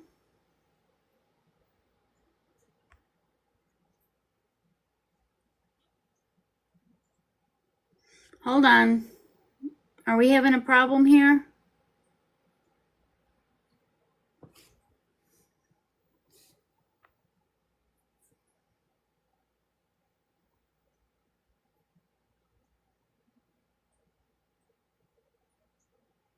We're good then. If you guys need any assistance, just let me know. in the system? No, I'd have to go back to his report. But it was in it, this information was in his original report. Based on the SD card information about when the car, To be completely honest, when we started this, I did think she was guilty, and I based that off of absolutely nothing. Did you forget the part where she said, "Did I hit him? Could I have hit him?" You're conveniently forgetting those two very important parts. And not to mention the fact that the person who said it perjured themselves, and the other person that claims she heard it perjured herself and admit that she never heard it either. You're one of those people that just makes up your mind and you don't want to look at the evidence, huh? Okay, well, that's choosing ignorance. So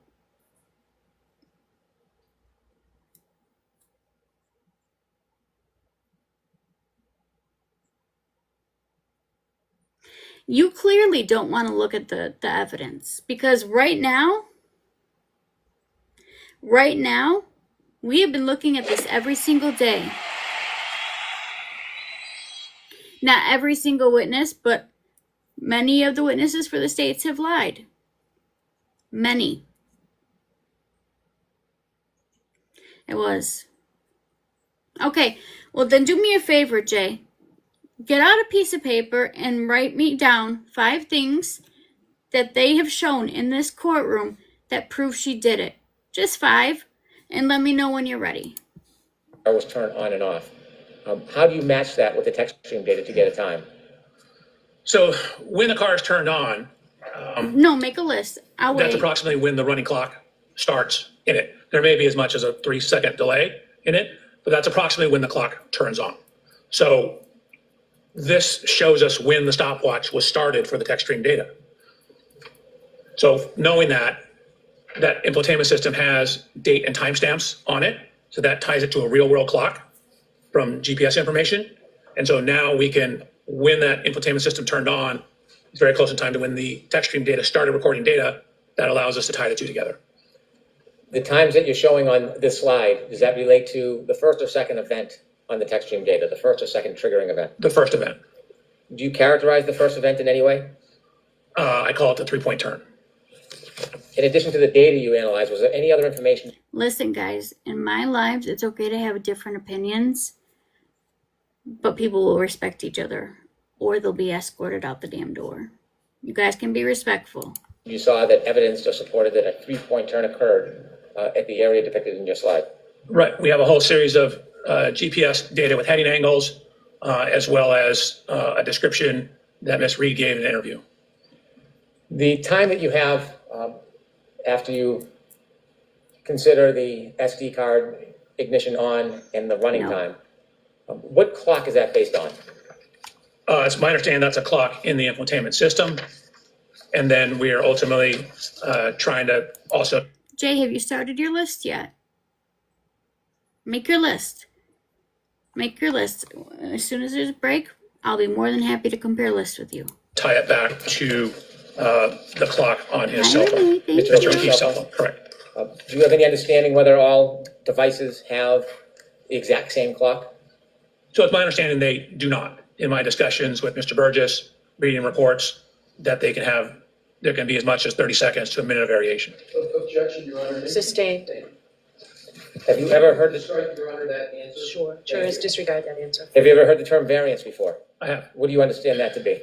That means differences from the answer, I'm sorry, differences from what? from typically the correct answer. Like meaning that a given data point has variance in terms of how it's measured, when it's measured. So a different measurement device can have a different variance around the actual true number. You mentioned on the slide a time of 12:23:38. Correct. In O'Keefe's cell phone data, at point 154, approximately 12:23:58. Correct? Is there a difference between the clock on the Lexus text stream data and that of Mr. O'Keefe's iPhone? There is. When you developed the slide, did you have the benefit of more detailed information about data point 154? Are you shitting me, Jay? That's what you're basing it off of? That's it? The car that cannot tell when someone is hit or when the car's even turned on. And that's just scratching the surface. I can get all my notes out. We can have this talk, but I want you to have points to bring too, because I'm not going to have a one-sided conversation. So make a list, give me 5 things, and I'll give you 10. 54? I did not receive that until May 8th. Did you later learn more information, more specific information? Yes. Okay.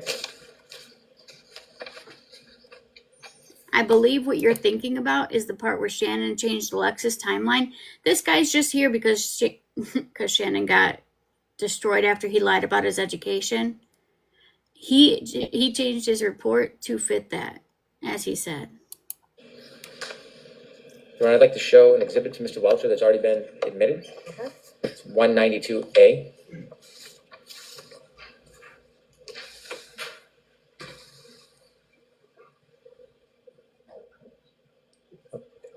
Ms. Gilman, can we start with 192B? Dr. Welcher? Your Honor, can we approach on- Yes, we'll come. Sidebar. They've been changing it throughout since this happened. What about the fact that none of the pieces of taillight match the ones that were collected in the red Solo cups, but we'll get to that part too, and the ones Proctor brought in? How many scenes do you know where a body's found that's not secured and people just continuously bring them more pieces of taillight? If they're going to convict her on this, they could convict you on this and me on this. When a jury is asked to serve, they're asked to find someone guilty beyond a reasonable doubt. That is something that is very big to ask of somebody. And as a juror, explain why, what? Explain why Jen deleted most of her text messages too. I mean, there's a lot. Listen, I'm not used to being on the defensive side. I'm not used to being on the defensive side. I cover true crime, not just the Karen Reed case. I cover many cases. And this is not a comfortable spot to be on. But when it's the right side to be on, I will be on it. Because this woman is getting railroaded and her life has been totally destroyed. Nope, because they're not talking. That's not how it works in here. Welcome. Thank you for being here. This is a talking kind of place, and I talk. That's just how it goes here. And explain to me how, if she hit him, how did the light bulb itself on the other side of that plastic not break? Explain that.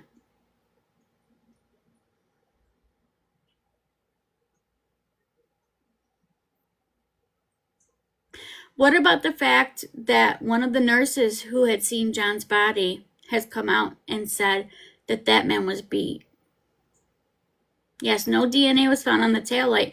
And all the pieces that were brought in by Proctor, none of them even matches to being the same. Meaning, there's no match. None. If you're going to want someone to be convicted on people using leaf blowers, red Solo cups, and Stop and Shop bags with cross-contamination, if you want someone to be convicted off of that, then be prepared if you ever get arrested for anything to be convicted off of something like that too. You're saying it's okay for them to do this. It's not.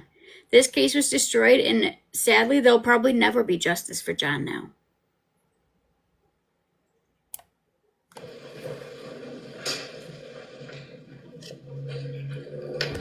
Dr. Welcher? And to be completely honest, her resting bitch face doesn't make her guilty. Her attitude doesn't make her guilty. It doesn't. I have a resting bitch face. You don't see me. No, it doesn't. Calling someone a lot and leaving me voicemails doesn't mean that they've murdered somebody. I'll leave that there. If you could take us back to slide 30.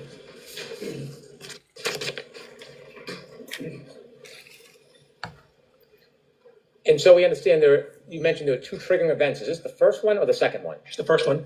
Is that the one you've labeled the 3-point Yes, turn? they can. Correct. And where did that happen? What street? Cedar Crest? At this 3-point turn triggering event, there is a time in red, 12:23:38. Correct. I think Where's it's- that time I taken? think it was 24 miles an hour. Why no dog DNA? Are you serious? Are you serious?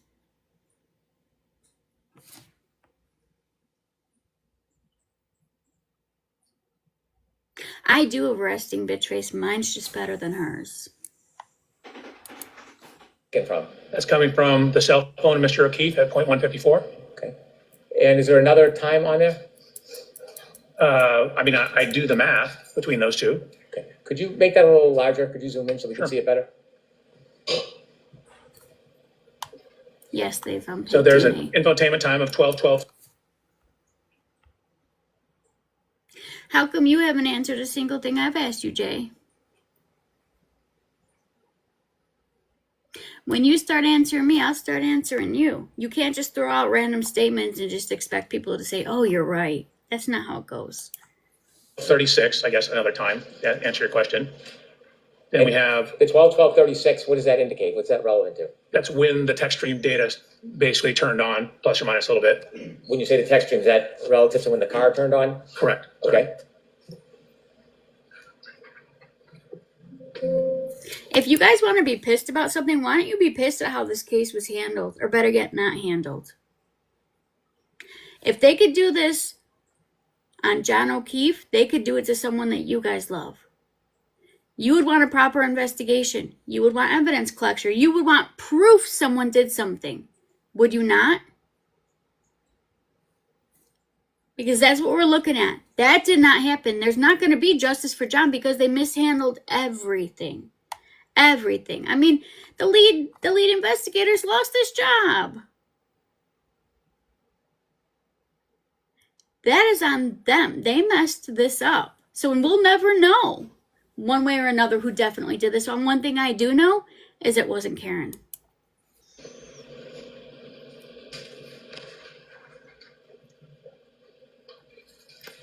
So when the car turned on, then we add the time for the trigger. So what we have is we have data in the text stream that shows the speed, the position, the steering No, they of the didn't. vehicle on that trigger.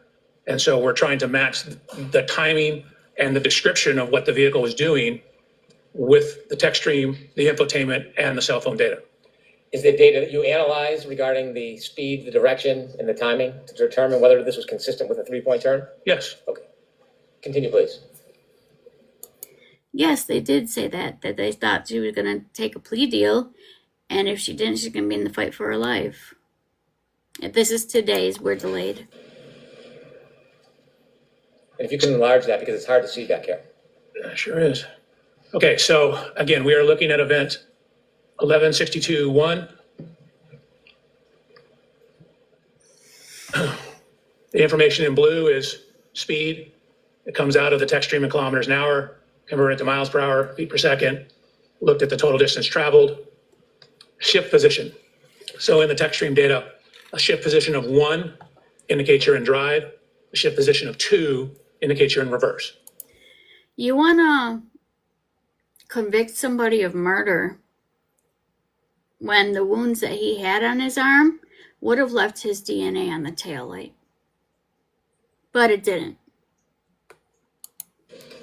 There's no zeros. What would a zero indicate? 0 is usually neutral. And I believe Not only is he friends with the police department, John was a police officer, and so was Brian Albert. Many of them there. And this isn't the first case they've mishandled. 3 is parked.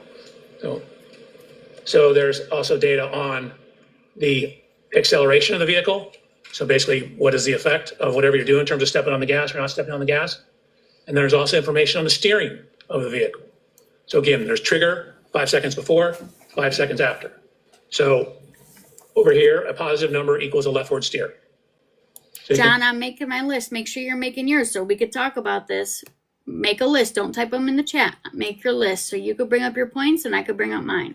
See, we have in the forward velocity or forward motion in drive, goes forward with leftward steer, It was supposed to be today, but I don't know. stops, shifts into reverse, YouTube. and then continues with the rightward steer back. Could you take us over to the left of that data? Absolutely. Let's hear it. When you look at the number 1162-1 as an event, can a key cycle, or when a car is turned on, power ignition on until the point is turned off, whatever amount of time, can it have more than one triggering event? Yes, you can have lots of triggering events. In this case, it has two. On a key cycle 1164, there's 11. On 1167, there's 10. If you could move a little bit to the Sam. right on this, is there something you can see on here that caused the triggering event, some of the data? Yes. So if you look at the triggering, the indication of what this trigger was, what you see is accelerator opening ratio, which is basically, you can think of it as how much you're stepping on the gas pedal. And so if it exceeds, in this case, 30% quicken time after shipping into reverse, that tells the system, hey, we might need to start recording this data. So what you can see went into reverse, and then within a very short amount of time, the accelerator pedal went above that 30%. That's what caused the T or the trigger in the tech stream data. The row next to the 31.5, engine RPM data, can you explain to us what that is? Sure, that's how many revolutions per minute the engine's turning. The more gas, is it generally the higher the RPM? Correct. There's going to be a little lag. Your car doesn't move instantaneously. You have to step on the gas, then the RPMs go up, and then it starts going faster. If you could explain to us the total distance and distance travel columns, how do you read that? Jay, Sure, instead so we of know repeating the this- same thing over and over in the chat, I'm waiting for that list. Speed at various times. We know from this data that there is, you can see half a second between each one of these timestamps. So 1, 2, 3, 4, 5, 6, 7, 8, 9, 10 data points at half a second. That's the 5 seconds of pre-crash data. I didn't say throw things in the chat. I said make a list. I don't think you can make a list. I've got pages upon pages here, and this is just facts. I'll go over just facts. I expect you to be able to do the same, sir. So if you know you're going so many miles per hour, again, I converted it to feet per second. Feet per second, you're going so many feet per second for half a second, for example. You just multiply those two together and it tells you how far you went. So what I'm doing is looking at speed traveling during the interval, that's during this short time period. And then I add it all together here for total distance traveled. You mentioned that when the data is captured, it's limited to 10 seconds. When we look at the top row of JBW vehicle speed MPH, it's 9.94. Is that 9.94 miles per hour? It is. Can we tell whether it was going faster or slower? Are you kidding me? The data and physical evidence, the same evidence that says it's not registering her hitting a pedestrian. That's the same thing that you're talking about. They just said that. Slower before this data? We generally cannot. You might have some, it looks like it's slowing down. And then you see right here, this brake switch application. So you have two things relative to braking. You have the brake switch, which is simply whether the brake is on or off, just enough pressure to make the brake light come on. And then you have brake oil pressure, which gives you some idea of how much pressure is in the system, which is a rough indication for the braking. But then what you see here is the longitudinal acceleration or deceleration. This gives you some idea of how much the vehicle is speeding up or slowing down. So generally a minus sign is a slowing or accelerating in reverse. And for the bottom of those columns, I'd ask you whether or not at the beginning of the window, if you had any other information, is it the same situation for the end of that window that's captured? Correct. So at the end of this window, you can see it's still going about 8.7 miles an hour when the trigger stopped. So after that trigger plus 5 seconds, the system said we no longer need to monitor it. Things have returned to an okay state. And so then it stops monitoring the system. Based on your analysis and review and looking at this data, did you come to a conclusion to a reasonable degree of engineering certainty whether or when this event occurred as it is portrayed in the data? Yes, I did. And could you share with the jury to a reasonable degree of engineering certainty, when did this occur? So this, you want time-wise or location or both? Start with location, then time? So it happened on Cedar Crest. It happened between cell phone data points 154 and 155. And it's a 3-point turn on Cedar Crest. And it occurred, according to the text stream data, about 12 minutes, 23 seconds after the vehicle was turned on. So, And do you have Good one, an Brian. understanding of the variance between the Lexus clock and Mr. O'Keefe's cell phone? yes, And what is that variance time? 21 to 29 seconds. And so the Lexus clock at 21:23:38, what time would that put Mr. O'Keefe's cell phone? Objection, Your Honor. I'm going to see counsel at sidebar for just a minute, please.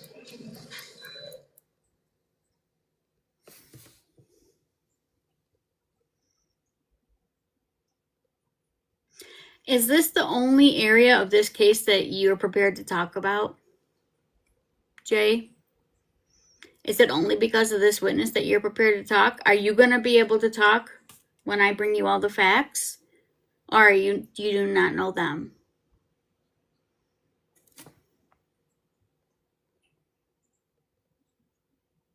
Well, tell us your credentials then. And tell me that you already know everything about this case that we do. Have you watched it since day one?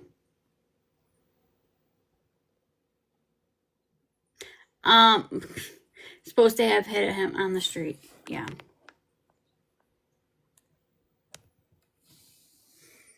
You got your list, right? Because when they're done and you say, I'm going to hear that point that's going to change my mind, we're going to talk about it.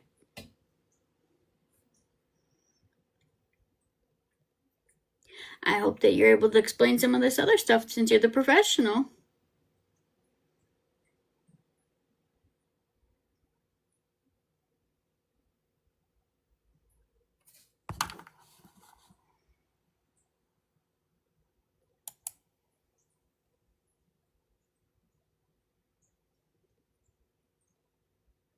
Long ass sidebar.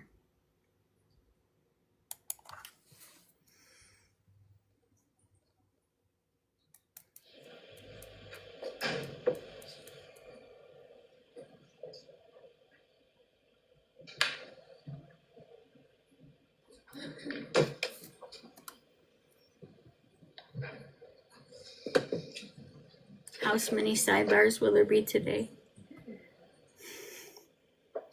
Well, the session, please be seated. All right, so Mr. Brennan, you can continue. The objection's overruled.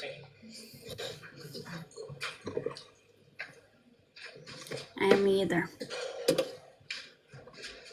Dr. Welch, could you take us to slide 30?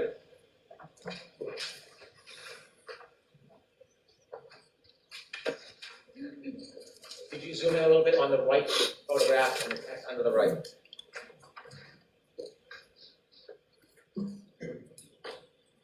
Okay. You were explaining to us the time relevance of 12:23:38. And could you tell us again, remind us, what is 12:23:38 referring to? The 12:23:38 is syncing the text stream time to real world time. So we know how long the text stream is on. We know when the vehicle was turned on. So we're adding those two together. So if you add the, Excuse me, sir. You said in the beginning when you sat down, cannot tell when the vehicle was turned on. Now you can. What's changed? 12:36 to, for example, 11 minutes, 2.8 seconds for when the end of the trigger is, that gives you 12:23:38. So the end of the trigger in real world time, no longer in the running clock, is now 12:23:38 Based on the infotainment clock? based on the infotainment clock And that's from the Lexus. from the Lexus. Sustained. And where's that from? The Lexus. Thank you. The 12:23:58 number, what's the significance of that? So that is Mr. Keefe's cell phone data at point 154. What do you mean, boom?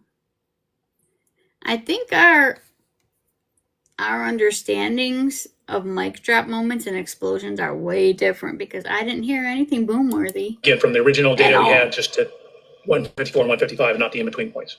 So And at the bottom in parentheses, explain to us what that means. sure, if you look We have selective hearing? Are you sure? Are you sure?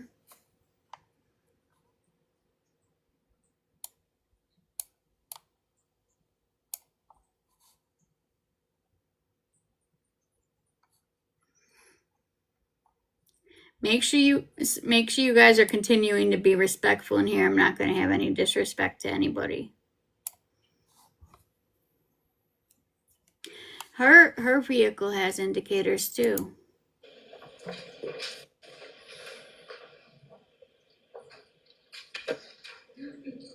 Could you zoom in a little bit on the right photograph and the text under the right?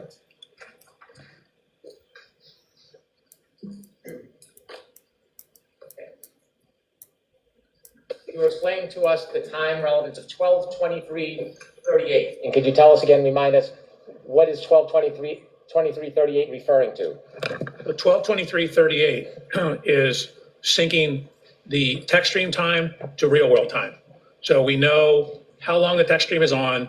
We know when the vehicle was turned on. So we're adding those two together. So if you add the 12:12:36 to, for example, 11 minutes, 2.8 seconds, or when the end of the trigger is, that gives you 12:23:38. So the end of the trigger in real world time, no longer in the running clock, is now 12:23:38, Based on the infotainment clock? based on the infotainment clock And that's from the Lexus. from the Lexus. Sustained. And where's that from? The Lexus. Thank you. The 12:23:58 number, what's the significance of that? So that is Mr. Keefe's cell phone data at point 154. Again, from the original data we had, just at 154 and 155, and not the in-between points. So And at the bottom in parentheses, explain to us what that means. sure, if you look at where the text stream math works out to be, 12:23:38.8, and compare that to 12:23:58, the difference between those two is 19.2 seconds. The difference between which clocks? Between what the text stream infotainment system would show compared to what point 154 on Mr. O'Keefe's cell phone is. And based on new data, do you now have information about what the variance, the difference is between the clock on the Lexus infotainment and the clock on Mr. O'Keefe's cell phone? Yes, And what is that? Going to allow that? you need to advance the text stream clock 21 to 29 seconds You need to advance it 21 to 29 seconds for why? Why do you need to do that? because the cell phone is ahead 21 to 29 seconds. After you advance the text stream ahead 21 to 29 seconds, can you then compare the information, the time that's coming from the infotainment system Lexus to Mr. O'Keefe's Her cell phone? name's from on his the iPhone? screen, Correct. That's what you need to have an apples to apples comparison. You need to get them on the same time clock. right down there. Thank you. You can proceed.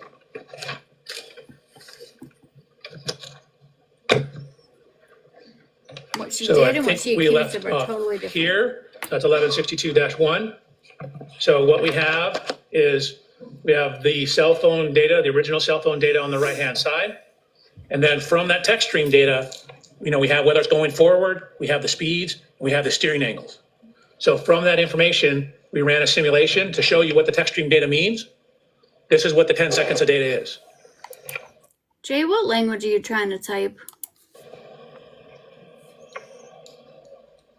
Again, just because the simulation stopped, that's just where the text stream data ends. Again, as we showed you earlier, the car's still moving. That's just the last data point we have. So what that text stream data shows is matching a 3-point turn on that Cedar Crest Street.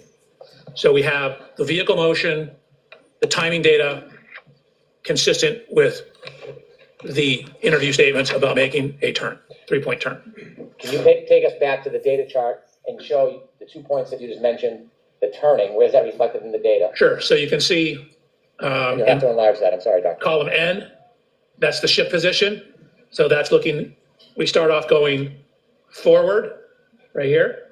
And you can see at the start of the simulation, we're going about 9.94 miles an hour. And then as you start a 3-point turn, you generally start, in this case, if you're going to the left, with a left turn.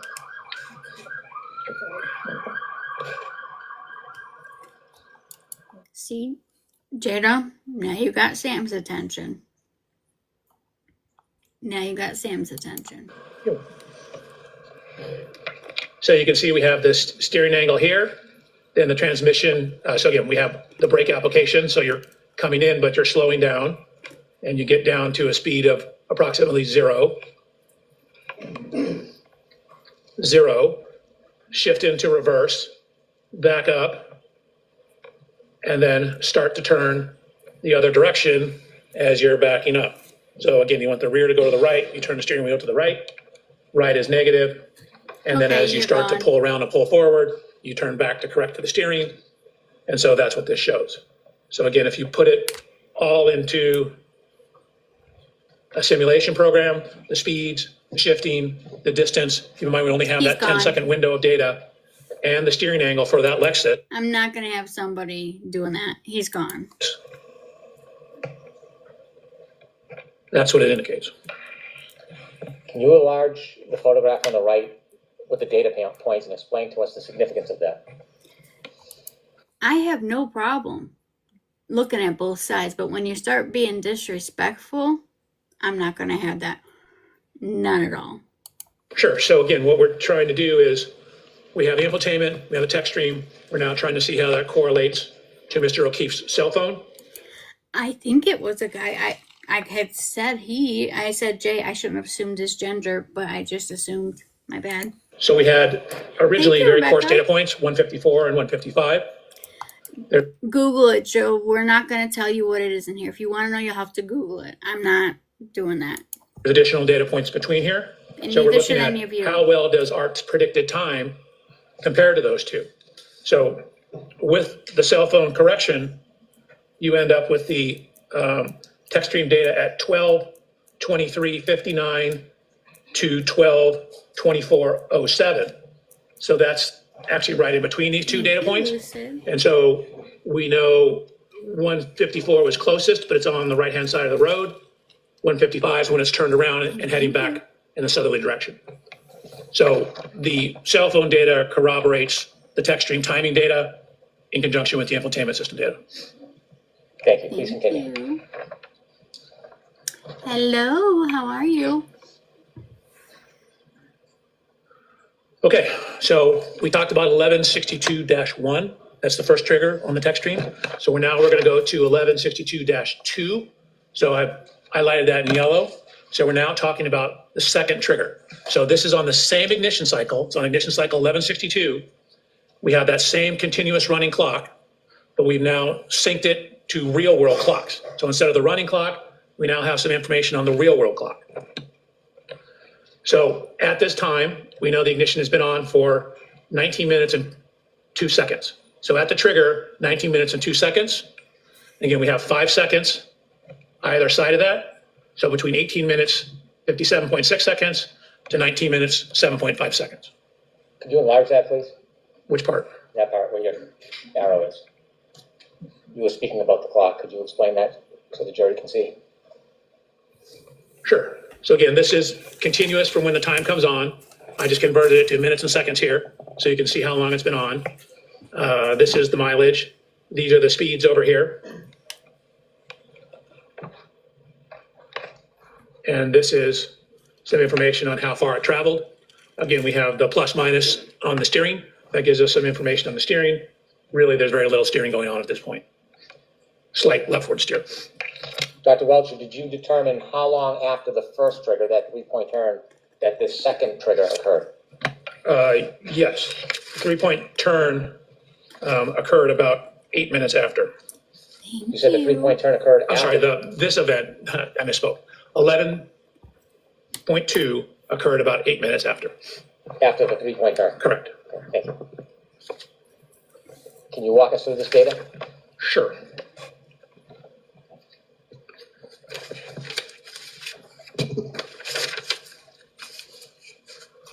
Okay.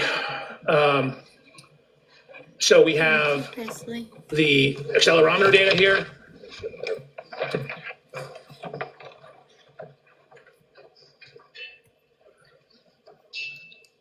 I've highlighted a shift from drive to neutral to reverse. I'm sorry, you're gonna need to zoom that in so we can see it. Absolutely.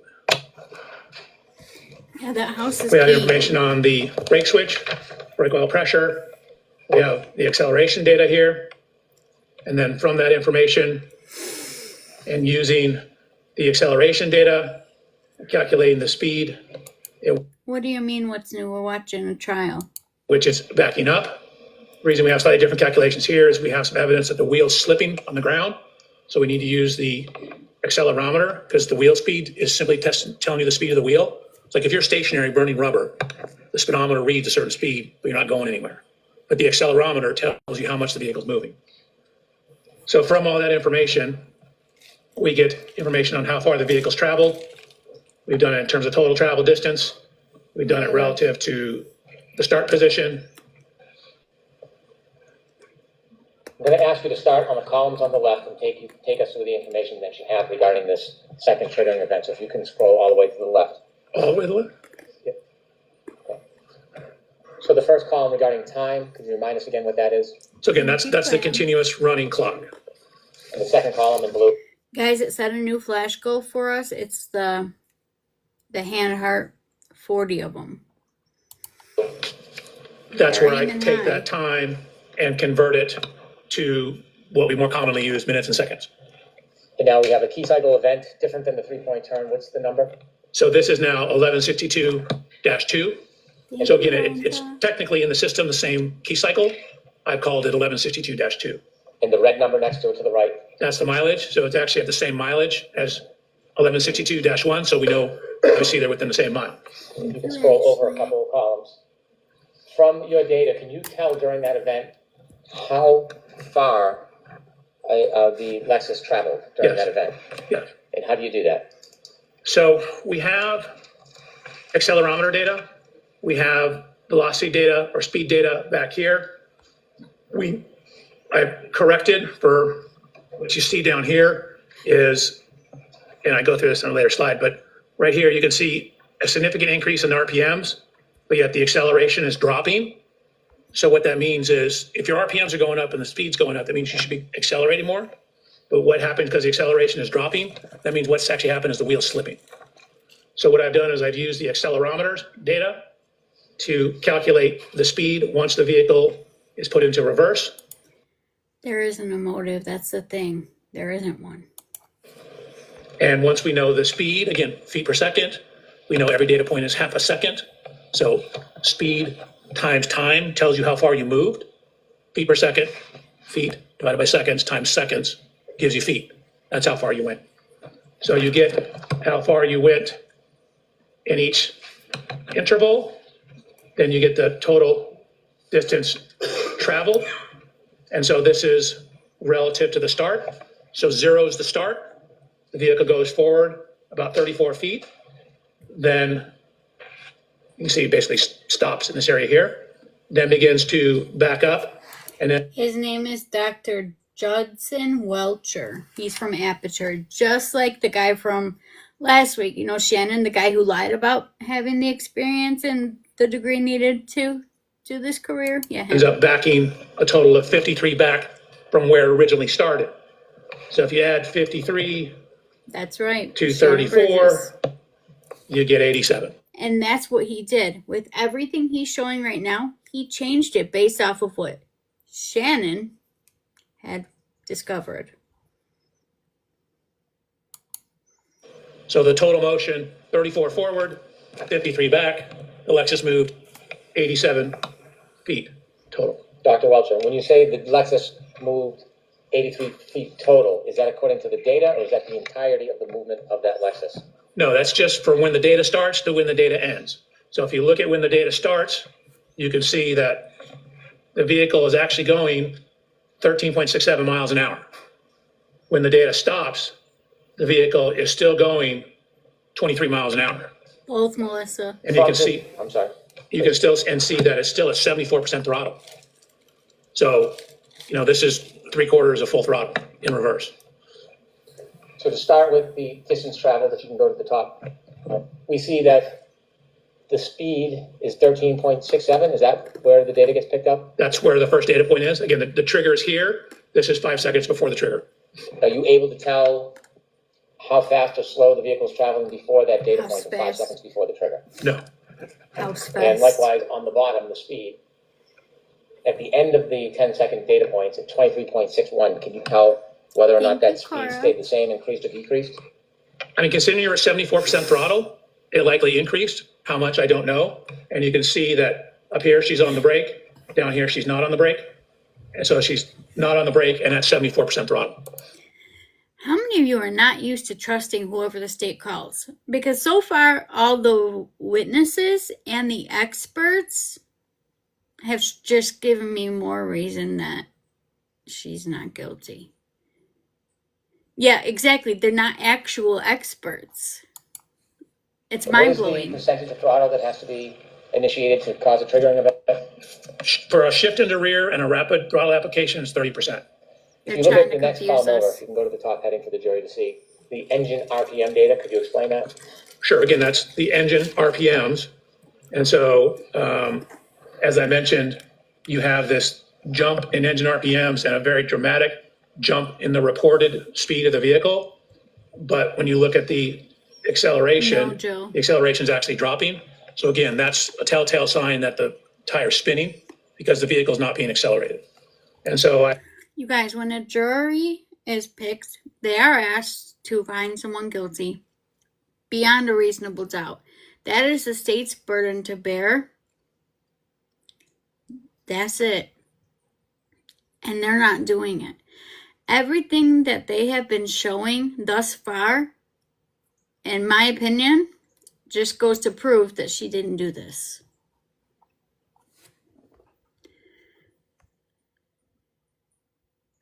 They haven't proven beyond a reasonable doubt. They only need one kernel, just one kernel of reasonable doubt, just one, and you get someone not guilty.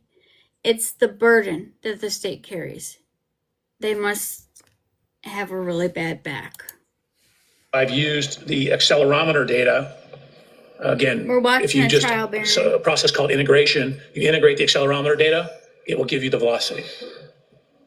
So what I've done is, it's called piecewise integration to get the speed data Exactly, Mom. that takes into account the tire slippage, and from there calculate the speeds or the position at each interval going across the top here.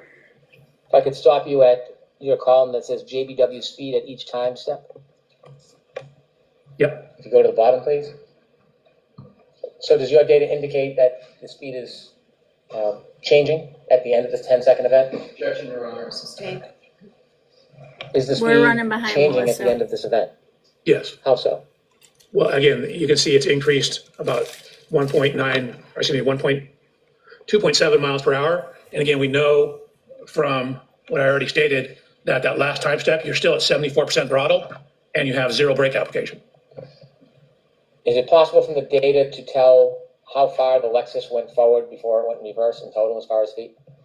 Not in total, no. We just have this 10-second window. I can. You know what's even sad too, though, you guys? Everybody's forgetting that this was a fellow cop on their front lawn. They couldn't even come outside. You think there's ever going to be justice for him? No. I can tell you what it did during this 10-second window. Is it possible to tell how far it continued after the data? No. The shift position changes from 1 to 0 to 2. Can you again explain to us what that means? Sure. 1 is drive, 0 is neutral, 2 is reverse. He does more. And then brake switch status, again, a 1 is you're on the brake pedal, enough to activate the brake lights. 0 is you're off the brake pedal. Each one of those indicators, 1, 0, 2, how much time is for each of those? 0.5 seconds. So can you tell how long the Lexus was in neutral for? So again, it only occurs at one time step. And again, there's a little timing issue. Like we only have data every half second. You don't know exactly where in that time it was.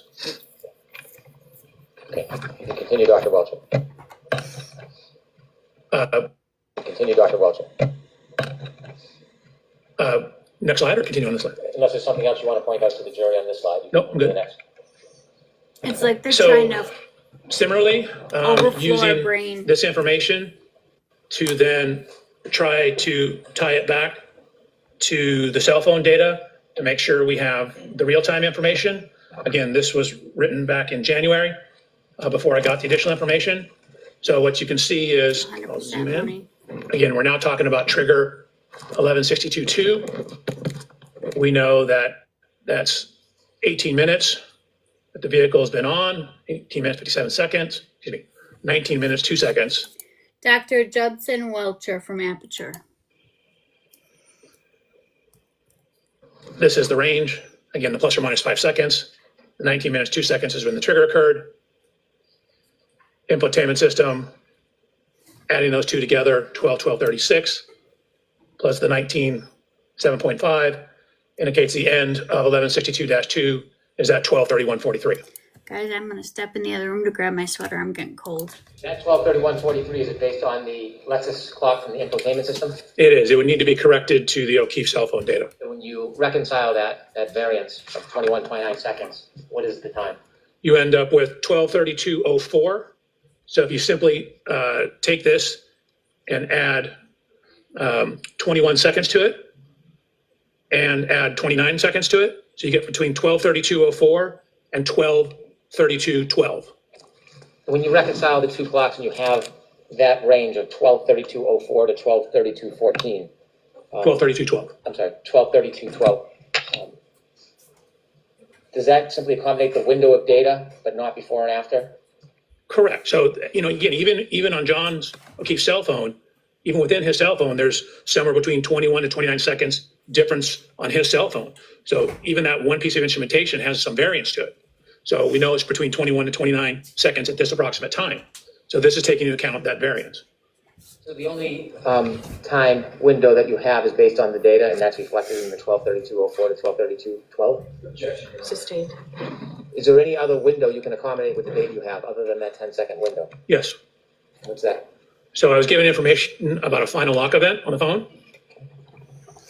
Let's stick with this window if we can. Okay. Since you only have 10 seconds of data, is it possible from the Lexus clock data to have a larger window than this 10-second window? No, the TechStream will only give you a 10-second window, but it doesn't tell the whole story because the vehicle's still moving. Understood. Okay, continue, please. So I have this other event, a lock event, and the information I was given that's at it's 12:32:09. And so we have the TechStream data ending at somewhere between 12:32:04 and 12:32:12, which puts this number right in the middle of that, more or less. Continue. Is this a good place to take a lunch break? Certainly, Your Honor. Okay, so why don't we do that, Jimmy? So we'll take 45 minutes for lunch. And this is why we practice patience with parameters.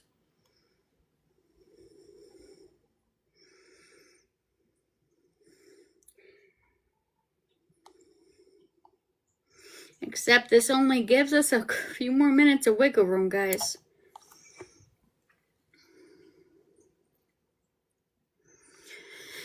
Give me one good reason, Beach.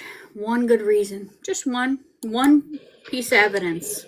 If you can give me one piece of evidence, I'll hear you out. If not, you may as well just scroll on.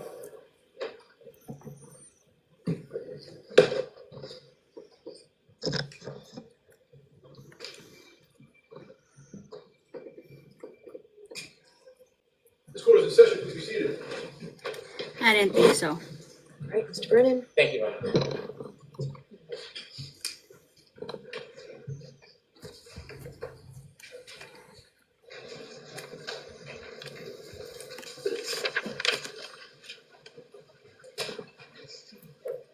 Well, I wish you good luck with that because it's not going to happen. And if you want that to happen, that means you want people to be thrown away for things that they can't prove that were done.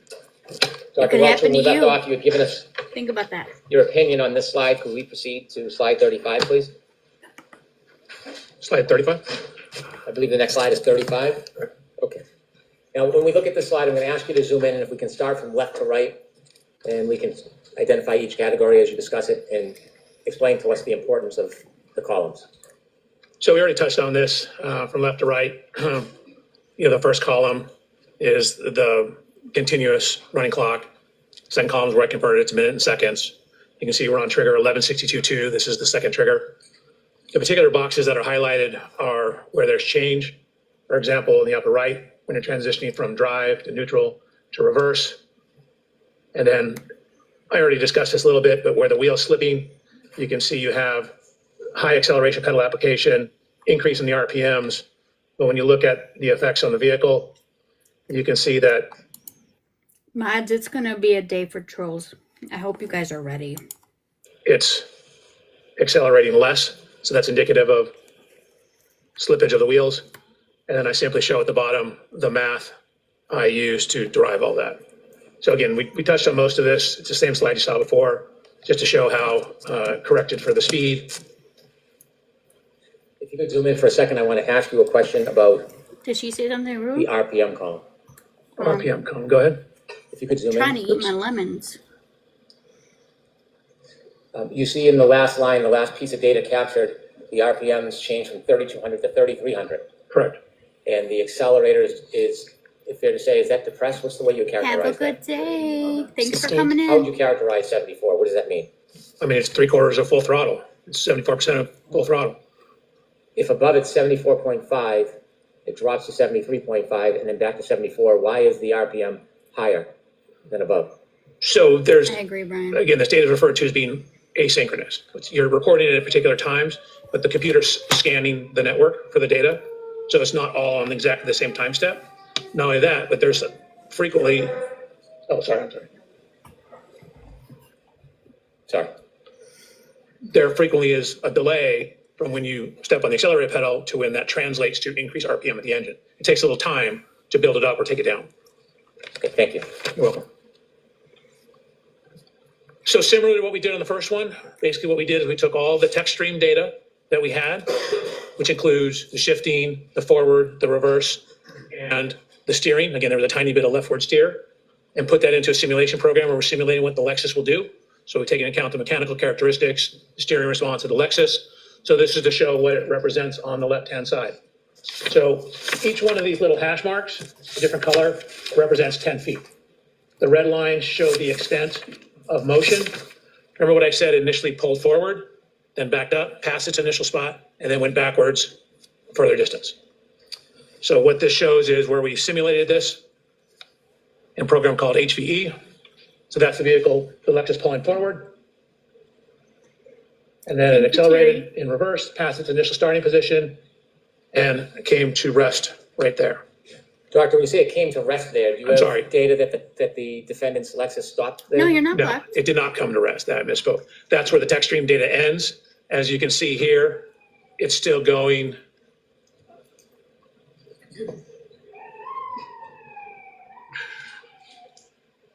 It's still going approximately 23 miles an hour when that ends.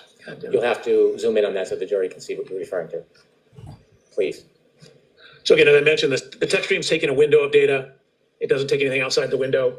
You can see that when we account for the wheel slippage, that the vehicle at the time of the last data point, again, is at 74% throttle, 3,300 revolutions per minute, and is going backwards approximately 23.9 miles per hour. And you can see it's traveled a total distance backwards of 53 feet back from where it initially started. Or if you consider where it pulled forward 34 feet and then backed up 53 feet, add those two together from the point it pulled all the way forward.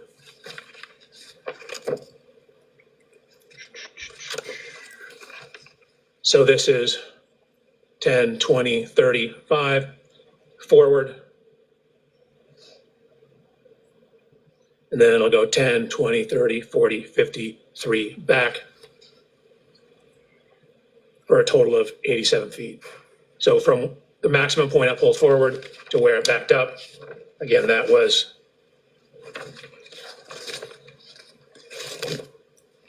34 feet forward, then a total of 53 back, total travel distance of 87 feet.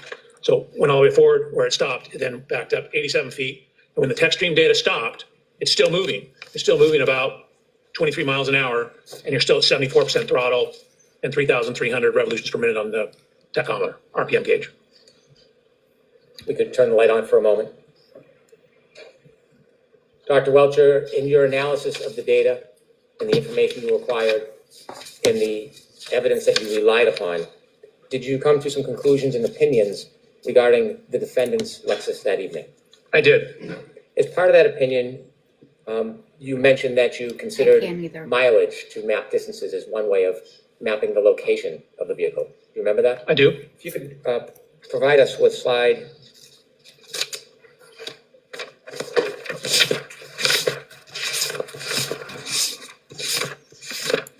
Guys, when you're typing, if you're saying something that's factual, please state IMO or in my opinion.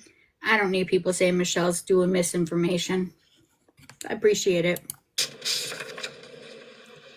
I believe it's slide 25. It depends when they rest. Could you widen the left-handed box a little bit? And you mentioned you measured or you ran information about distances between different routes. It's okay. Correct. Specifically regarding Fairview to Meadows, the first box. Do you see that? I do. There are Thank you, three Terry. different mileage numbers. And then Yes. there's streets to the left. Can you explain what's set out in that box? Sure. That's basically 3 different routes you can go. Sherman Street, Pleasant Street, Washington, and Sherman Street. When you considered the shortest route, 2.3 miles on Sherman Street, did you attempt to determine how long it would take to travel 2.3 miles, how fast the car would have to be moving or how slowly it would have to be moving to travel 2.3 miles in 4 minutes and 15 seconds? Yes. And what did you determine? So to go 2.3 miles you. in 4 minutes and 15 seconds, you would need an average speed of 32.47 miles an hour. What if you took the longest route, 2.8 miles, and you considered 2.8 miles in 4 minutes and 15 seconds? Did you make a determination? I did. Could you share that with the jury? It's 39.5 miles per hour. Is that what the average speed of the Lexus would need to be to travel that distance in that Correct. time? Now, turning to your study of these tech stream events, do you have an opinion, to a reasonable degree of engineering certainty, Murder. how many triggering events occurred? How many triggering events occurred in that ignition cycle 1162? Objection, Your Honor. I'm going to allow that. Of course. In you are. 1162, the tech stream recorded 2 triggering events. And do you have an opinion as to the type of triggering event, the type of movement of the defendant's Lexus in those 2 triggering events? I do. Regarding the first triggering event, 1162-1, do you have an opinion, to a reasonable degree of engineering certainty, what type of event the first triggering event was? Objection, Your Honor. Going to allow that. The actual trigger was excessive rearward acceleration. The event Manslaughter. was during the course of a 3-point turn. And do you have an opinion, to a reasonable degree of engineering certainty, the time between triggering event 1 and triggering event 2 in that cycle 1162? Yes. And could you share with the jury your opinion, to a reasonable degree of engineering certainty, the time between those 2 triggering events? Approximately 8 minutes and 5 seconds. And do you have an opinion, to a reasonable degree of engineering certainty, as to the type and triggering event of the second event, 1162-2? I do. And could you share with the jury your opinion, to a reasonable degree of engineering certainty, the type of event to that second triggering event? Objection, Your Honor. I'm going to allow that. It's, again, the trigger event itself was a transition into reverse and then high throttle application. It's a forward motion followed by a lengthy high-speed rear impact or rear motion. Your Honor. Careful with your words there, sir. You told us a little bit ago that the vehicle doesn't register if a pedestrian was hit. Careful. I'm going to move to strike that portion of the answer. Yes, I'm not going to highlight it. I So appreciate that. get the answer again. Do you like me to ask the question again, Your Honor? Yes, Mr. Lessie, yes, right? I'll strike the previous answer. Go ahead and ask the question again. Okay. Do you have an opinion, to a reasonable degree of engineering certainty, as to the nature of the second triggering event, 1162-2? Just for the record, Your Honor. Yep. Yes. Could you share your opinion with the jury? The triggering event was high throttle opening in a transition to reverse. It's a forward motion followed by a higher speed rear motion. And at the end of the trigger event, you're still at 74% throttle. Do you have an opinion, to a reasonable degree of engineering certainty, the entire distance captured in that 10-second window during the back maneuver, or 1162-2? Do I have an opinion about it? Do you have an opinion, to a reasonable degree of engineering certainty about Yes. the entire distance that is captured in that 10-second window of the second triggering event, 1162-2? So it obviously only captures what's going on during the trigger. It doesn't capture before or after the trigger. Understood. Do you have an opinion as to just what is captured as far as the distance? Yes, And what is your opinion? that it's 87 feet. So again, the initial forward motion is 34 feet, followed by it backing, crossing the initial point, and then backing up an additional 53 feet. And finally, regarding this part of your analysis, do you have an opinion to a reasonable degree of engineering certainty as to whether the defendant's Lexus was Need two more. decelerating, accelerating, or remaining the same at the end of that data captured at the triggering event 1162-2? It was accelerating at 74% throttle.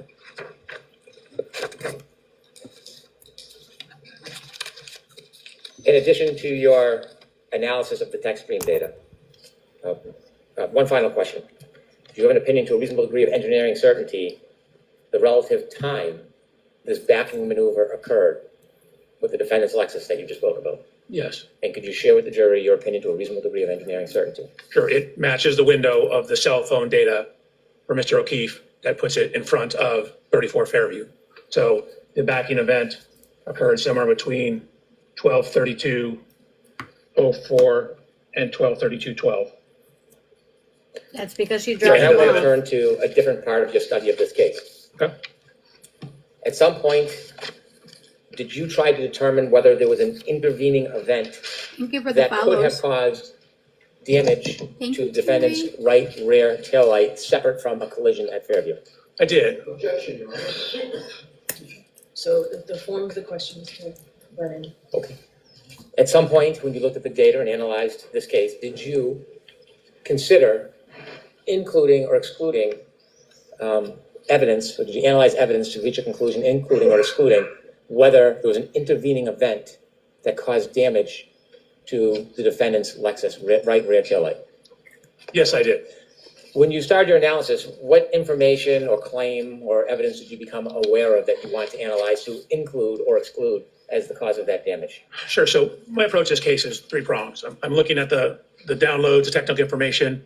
I'm looking at this backing incident, and then I'm looking at Mr. O'Keefe's injuries and how they relate to the events. Are you sure? So the second prong, which is looking at this data. So I had a Ring doorbell video showing Miss Reed backing the Lexus out of Mr. O'Keefe's residence at approximately 5 o'clock in the morning. And so we wanted to look at the backing activity and whether that backing, contacting Mr. O'Keefe's vehicle, whether that was sufficient to cause or what damage it could cause, and particularly was it sufficient to cause damage to the right rear taillight of the Lexus? When you were asked to engage in the study, were you ever asked to reach a certain conclusion? Never. Was there ever any influence other than the data and facts on your analysis? There's never been any influence. The influence, You mean the witness testimony that he reviewed and the police reports isn't gonna, sway that whatsoever? again, it's whatever the data shows. When you engaged in whatever studies you undertook that you'll explain to the jury, were you given any direction or limitations on what you could or should do? No. When you received the information, did you understand, regardless of the result, it would be provided to everybody? I guess generally, yes. I mean, I go through the data, I give you the results, you do with them whatever you see fit. And in this case, when you decided to engage in that study, had you had an opportunity to review the Ring video footage from Mr. O'Keefe's home on the morning of January 29th, 2022? Yes, Tell us how you went through your study, how you began, and the steps you took, please. sure. Probably be best on the slides. So one of the things we first did was to get an exemplar Lexus. What does exemplar mean? It just means I got the same exact year, make, and model vehicle as Miss Reed. So Miss Reed's vehicle is on the left-hand side, taken during my inspection. And then I found this exact same year, make, model, manufactured at the same plant, everything Lexus in Texas. So even though it looks like a European plate, it's a Texas plate. Purchased the vehicle, had it shipped out to California. So I verified that the Lexus is in fact the one I got, the same exact one as Miss Reed's. These are all the standard equipment. Miss Reed's is on the left. My exemplar is on the right. He's a poet, says- didn't know it. Reed Lexus TIS, that's Yes, Jeff. Toyota Information Services, or Toyota Information System. So I ran it through TIS, which is the umbrella program under which TechStream runs. I also ran it through My Lexus, which is the Lexus website. and then started about doing what's referred to as a photogrammetric analysis of the video. Can you explain to us what a help me with the word, photogrammetry? Photogrammatic. We're doing Photogrammetry. photogrammetry is a photogrammetric analysis. What does that Good mean? call, Brian. It's just a big fancy word to saying you're looking at data in photographs. And what we're trying to do is take two-dimensional images, say you get from video or photographs, and knowing some information about the photographs and some of the dimensions of things in the image, get or convert it to a three-dimensional space. In other words, be able to get exact three-dimensional measurements out of that two-dimensional image. So I had the video, Not yet, Josh. just to show the provided video that I was given. I want to make it abundantly clear. This is still the prosecution's case. They have not rested yet. After that, then the defense gets to present a case. Then they rest, and then it's time for deliberations. This is not that point.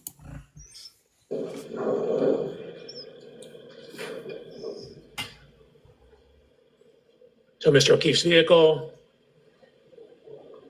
I don't know if you noticed, but there actually is contact between the vehicles.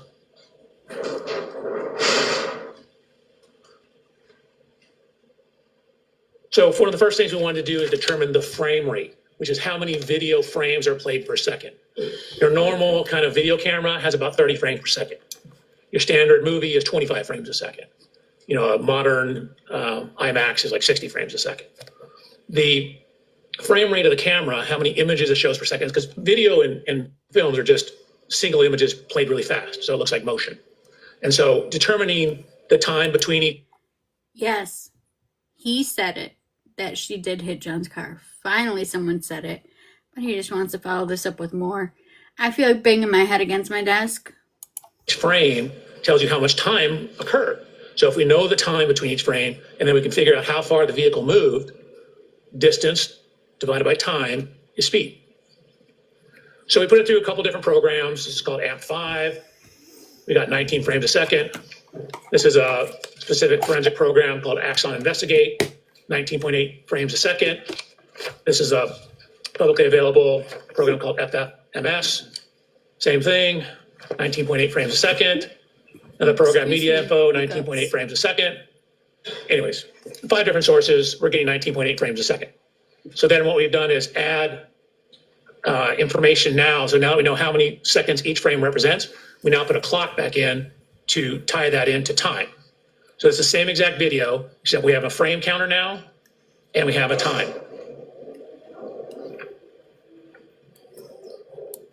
Just remember, soon it's going to be Alessi's turn to go at him.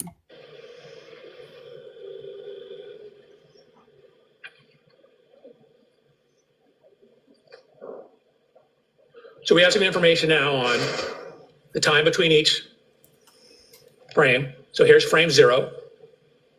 This is frame 265. We're 13 seconds into it. Here's frame 305. Notice you see brake lights on the back wall here. Notice how they're not super red because you still have reverse lights on. Now they all go off. So the Lexus brake lights have been turned off at frame 353. 356. Actually, brake lights begin to come on. 357, they're back on. Yeah, I do. Lexus comes to a complete stop at frame 369. 384, the reverse lights turn off. So now look how red this is because we no longer have the white reverse lights in it. And you can see the Lexus starts to drive forward. So frame 825, this is after the Lexus has left the scene. But notice the tracks in the snow. So we have very definitive locations for the wheels of the Lexus. We lay over a grid on the various frames. So we then took the images and did what's called clarification, which is where you overlay images from multiple versions or multiple views of the same vehicle, and it helps sharpen the image, but it slightly dulls the color. So you get a little cleaner, crisper image. So here's Mr. O'Keefe's vehicle before clarification, after clarification. Excuse me, Your Honor, pardon my interruption. Can you get numbers of the slides as we're toggling back and forth? Sure. Absolutely. Okay, I'll make an effort. So slide 76. You're welcome. Going to slide 77. We're going to focus in on this area here. So what we will actually show is where the snow was displaced. They just showed her hitting the vehicle in the driveway. I don't know if there was one with the system, but they just showed it, and he even said on the stand that she did hit his vehicle. In these two spots, spots right across from here and right across from here. If you could focus your attention on those. Slide 77. So slide 78. To bring us all together, we went out to Mr. O'Keefe's residence and took a scan, a laser scan. So you see the laser scanner over here. Laser scanner is right here. Fence hasn't changed position. The camera's changed slight position. We can account for that. So here's the subject video. We have the correct resolution. There's a new camera. It's going slightly faster frame rate. That just means we have different times between frames on the new camera, but we're simply using it for calibration to the old camera. It's the same container for the MP4, and it's using the same video codec. A video codec is how the computer encodes the video. Slide number, please. Oh, yes, thank you, Your Honor. Slide 79. Slide 79, part 2. So really, we care most about is the resolution. So slide 80, you can see these are what are called control points. So from the laser scan, we locate these various points. So the 3D scanner knows the exact position of all these points on slide 80 in the image. And so what we can do is use this information in conjunction with the video to create a scaled version of the video. So when we have three-dimensional images or three-dimensional measurements, we can then use that to give us some three-dimensional information from our 2D video. So there's the points on slide 81. Slide 82, excuse me, slide 81, second part, we're basically just fading in. So what you see now, if I go back to the beginning of slide 81, this is the picture from the video camera. And then what you see here is, which is barely any difference, and that's because what we've done is we've now overlaid the points from the laser scan. So now each one of these little speckly points, we know the exact 3D coordinates of those. So we can now know the exact position of all these fence posts, all the positions on the driveway, and we can use that to calibrate. Going to slide 82. So using that information, it's called solving for the camera. We verify that we have appropriate residuals, meaning we don't have too much error. Slide 83. Okay, subject video.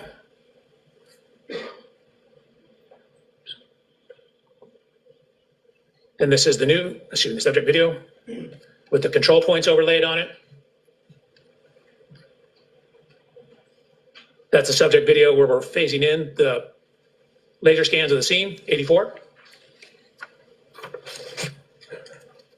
So this is both on slide 84. I'm just toggling between the point cloud and the video.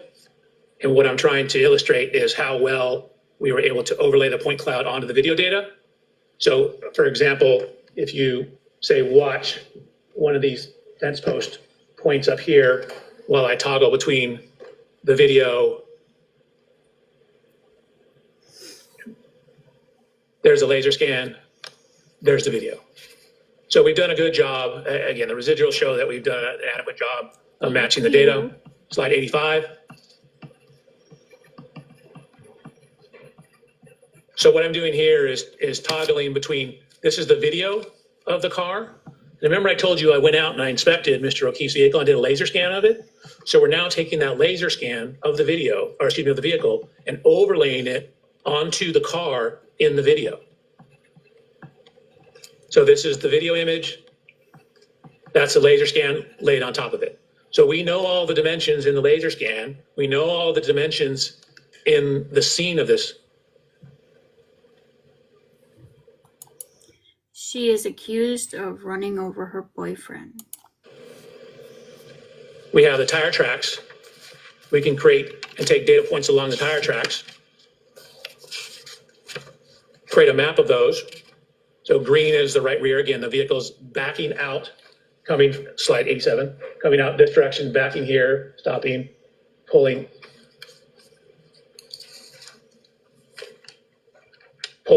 forward towards the bottom of the screen. Backing out here, pulling forward like here. Slide 88. So this is, Kat, I'll give you a clue. They've been trying to cover up things that have been happening in Canton way before this case. the Lexus lined up. This is when the Lexus has come to a complete stop. So this would be maximum engagement. Again, this is just toggling frame 88, showing that we have the time and the frame number. 369 on the same slide.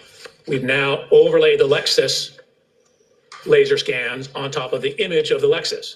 So there's the video image still in. Sir, we saw the actual Lexus actually hit his car. Why do we have to see your recreation do the same damn thing that we just watched? So we took from the video. And here's where we overlaid a laser scan of the Lexus.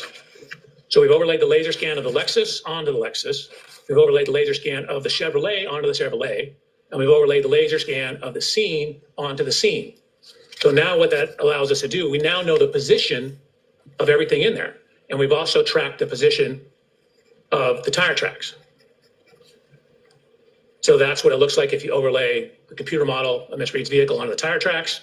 Slide over, please. Oh, my apologies, Your Honor. Slide 89, and then I'm just toggling slide 89 where I turn the vehicle off so you can see how the tire positions match up.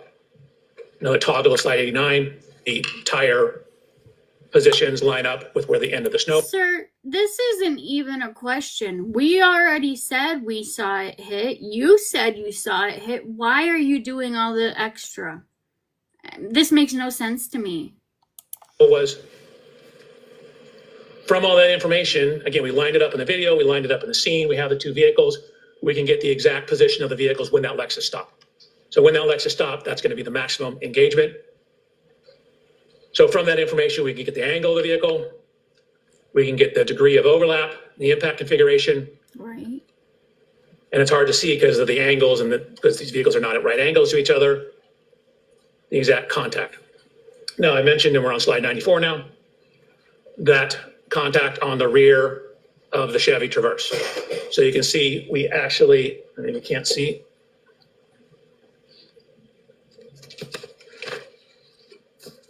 So we took a whole bunch of data points within those two areas where the snow got dislodged, and we're looking at where that is. So if you look at that on the vehicle, so this is where it is on the rear of Mr. O'Keefe's Chevrolet. You see it's about 25 and a half inches above ground, 32 and a half inches above ground. Here's Mr. O'Keefe's vehicle. So these marks are kind of, this is the Chevy Traverse words, are approximately right here. Again, I had the opportunity to inspect Mr. O'Keefe's vehicle. There's no damage where these marks are. So sure, it knocked the snow off, but it wasn't sufficient to cause damage to his vehicle. We then mapped that data onto Ms. Reed's vehicle to look at where that height is. So you can see the only contact marks are down at the bumper level. I mentioned how that bumper sticks out. This is exactly where you'd expect it. So the only evidence of contact is nowhere near the upper taillight.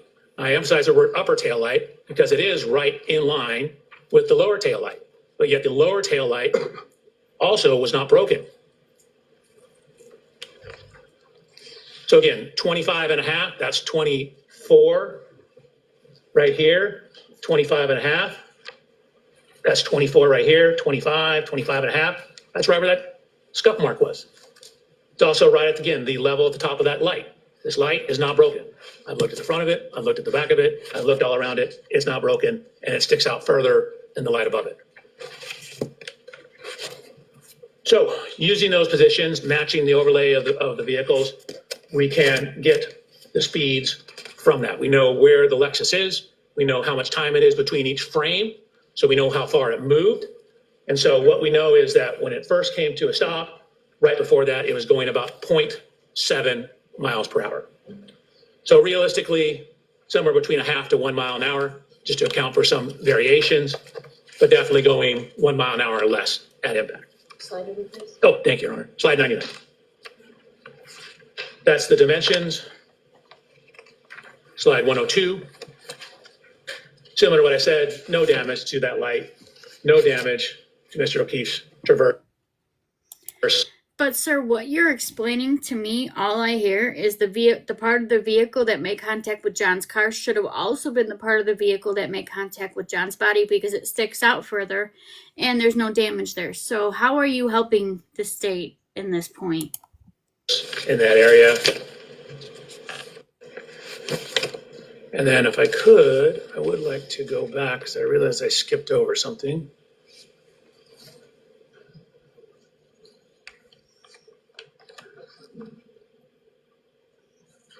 So this is slide 85. So this is Mr. O'Keefe's vehicle before contact.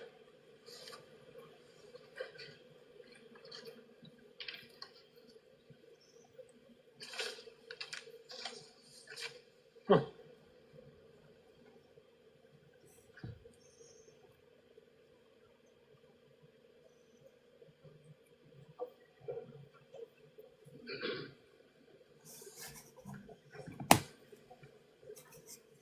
I really like these.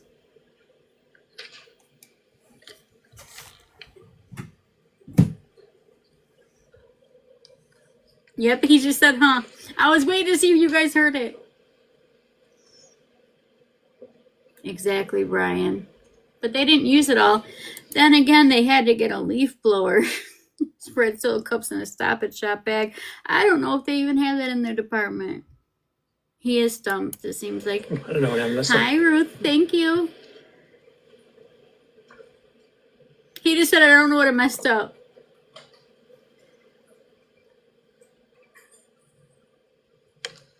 Huh. I don't know what I messed up.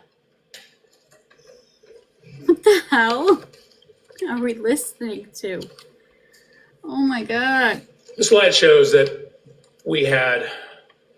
there was snow here, now there's no snow there. Dr. Welcher, did you look on the driveway after the touching between the two cars to see if you could see anything on the snow at the back of Mr. O'Keefe's vehicle?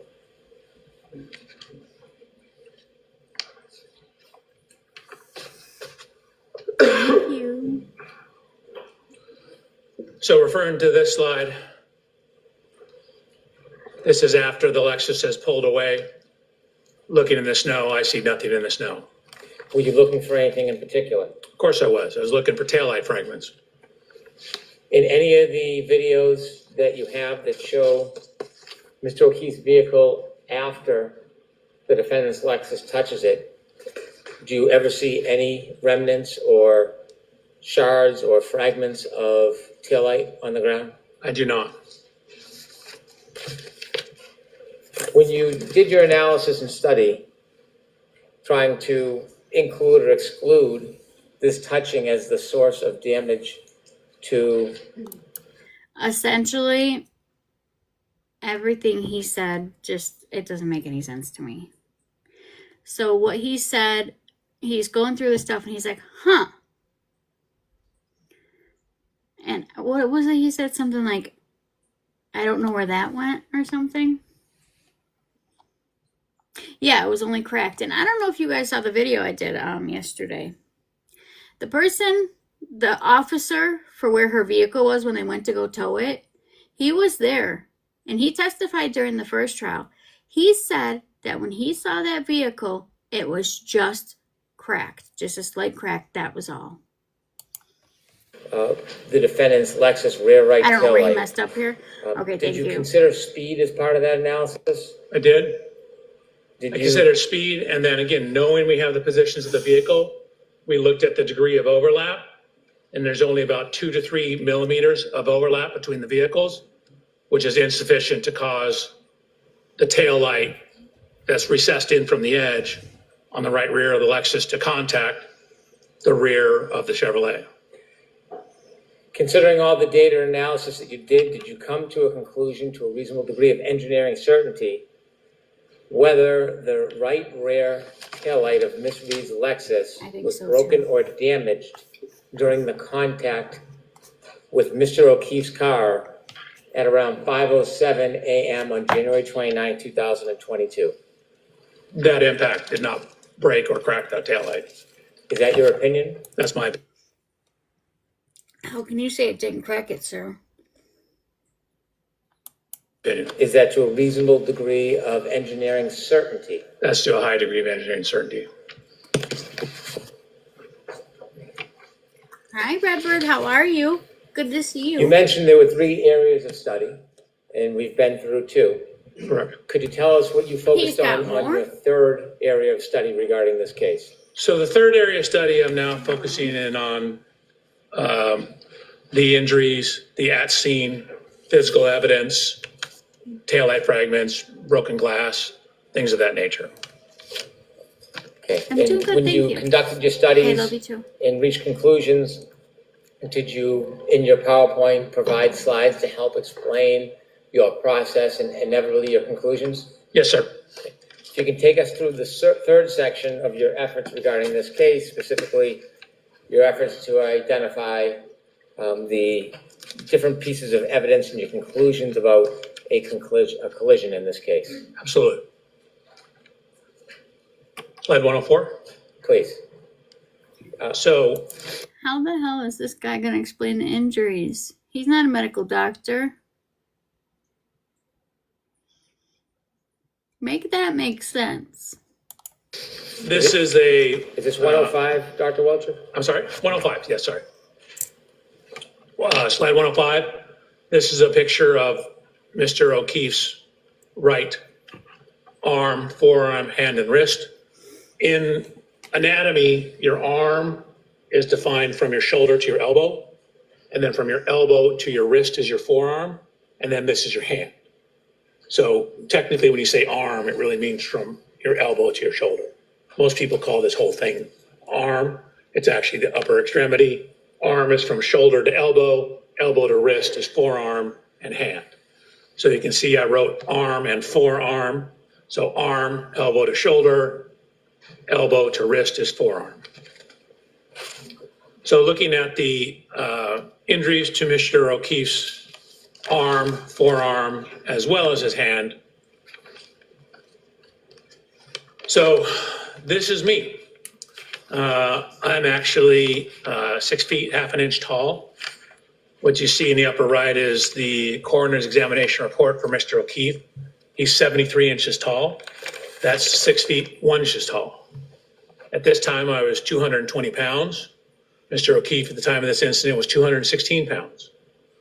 So, Sir, are you even going to say that you had somebody hit you to prove a point? I took measurements of myself. I'm actually wearing the same make and size shoes as Mr. O'Keefe, the same brand of jeans as Mr. O'Keefe, the same brand and size shirt of Mr. O'Keefe. You see the Lexus in the background. Okay, Mr. Overachiever. We have matched the height to the Lexus. What I'm showing here is both my height, and then keep in mind where the height of this wing is relative to my right eye. So now I'm wearing, in addition, the same shirt and shoes, same type of sweatshirt, and actually the same kind of baseball hat. Does anybody else find it really freaking creepy that not only did he go out and buy the same vehicle as hers and his, but also all the same clothing, the shoes, the hats, everything? It's really freaking creepy. We tried to determine the exact glass from the Waterfall Grill. Found out they were getting different ones at different times, but I ordered my glass from the same distributor that Waterfall Grill ordered their glasses from. So you can see in my right hand here, I have a glass. Here's a glass. It looks similar. It's from the same location. And then in the lower right photograph, what I've done is I've rolled up my sleeve, taken the sweatshirt off, and I'm going to look at how Sir, Mr. O'Keefe didn't take off his sweatshirt and roll up his sleeve. Make that make sense why you would do that. this contact pattern lines up.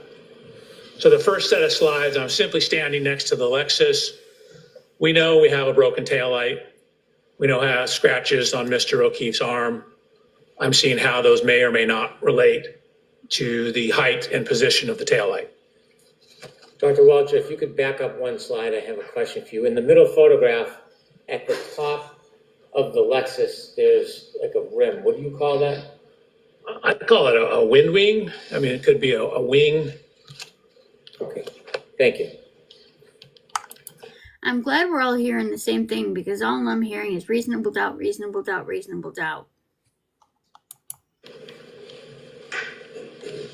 It is Air dam would be another. Okay, so I then set about to do a little bit of testing with the Lexus. The first test you're going to see is me just walking backwards or actually sideways into the Lexus. What I've done is I've painted the Lexus right rear tail light with what's called grease paint. Kind of sort of like paint, but it doesn't dry. And then I have backed up sideways, side shuffled into the Lexus with my arm out, see what the damage pattern looks like. Or basically where someone of Mr. O'Keefe's. Dude, you just walked into the vehicle and hit your arm on the vehicle on purpose. Hold the hell on.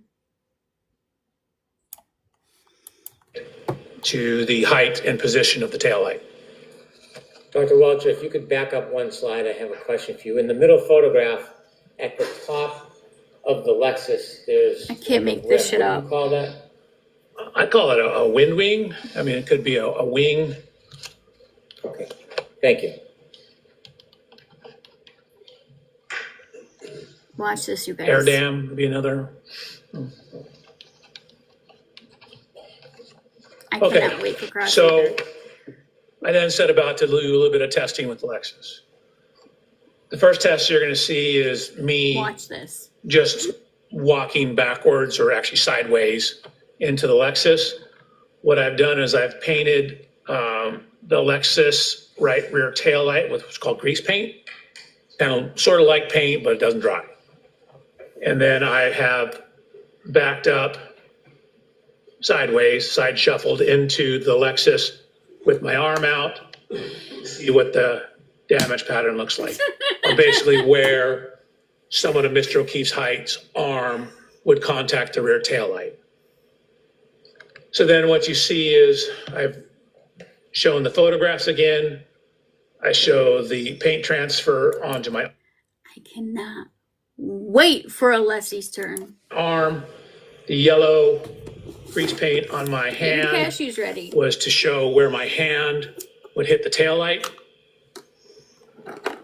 And so just kind of me walking slowly sideways into it, the approximate location of the tail light, and I'll line it up with the broken tail light in a second, lines up with the approximate location of the lacerations on Mr. O'Keefe's arm.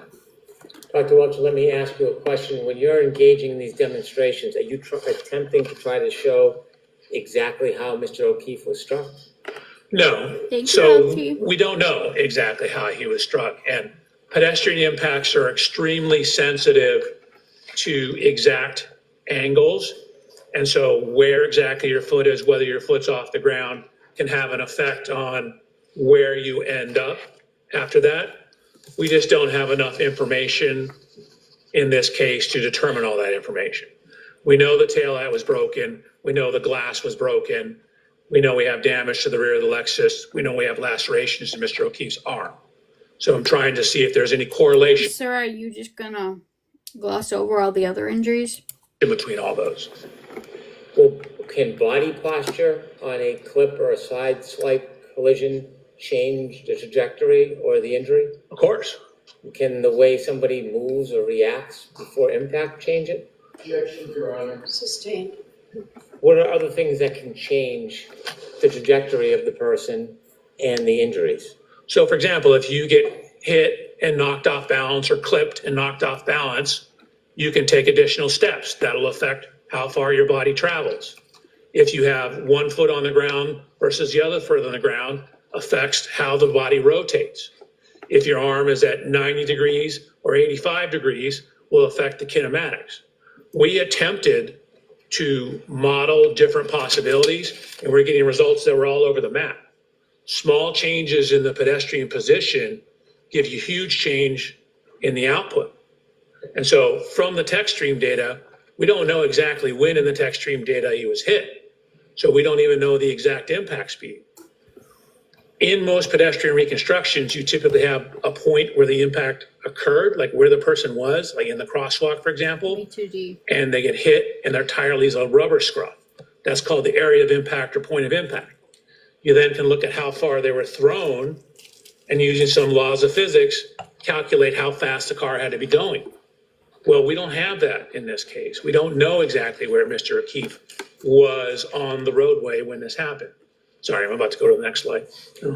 Without having an exact point of impact or an exact speed or an exact body position, are you able to specifically replicate the actual collision in the way Mr. O'Keefe's body would move? Exactly replicate? No. And again, in terms of how he would move, again, we don't know where exactly on the roadway he started. So in terms of how he moved, that's a function of where he started. We don't know if when he was clipped, he took an additional step before falling backwards. So that will change how far you are off the roadway. So the impact, which you'll see in a second, even at 2 miles an hour, will induce rotation of the body. So depending on the speed, the higher the speed, the more rotation. So if I may, so slide 111, this is simply showing where I walk sideways, how this lines up with the location of the lacerations on Mr. O'Keefe's arm. Here's the post-contact scuffing on the taillight. Here's a picture of Miss Reed's vehicle on the right-hand side. So now I said, okay, that was me walking into the car. Let's have the car drive into me. I did this at very low speeds. And you'll see, and we'll show this from 2 different angles. That's me showing I'm doing test 2.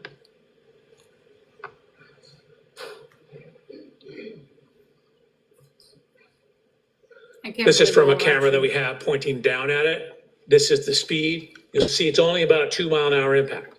But even a 2 mile an hour impact redirects me back and causes me to rotate and take a step. I don't think it caused, sir. I think you did that on your own.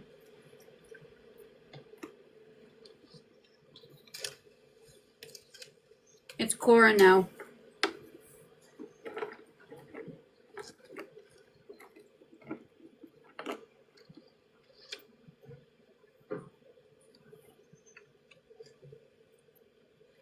Rhonda, can we approach, please? Yes.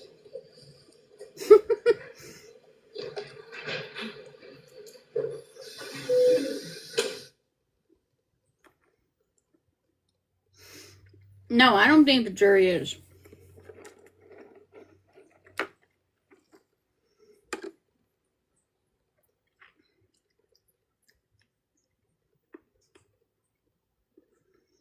Yeah, he leaned into it.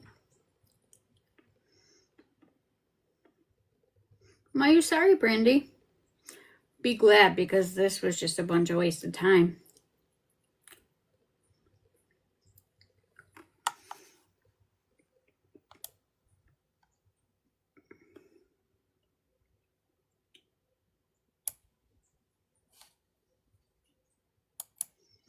We're now done with patients with parameters. We are completely caught up.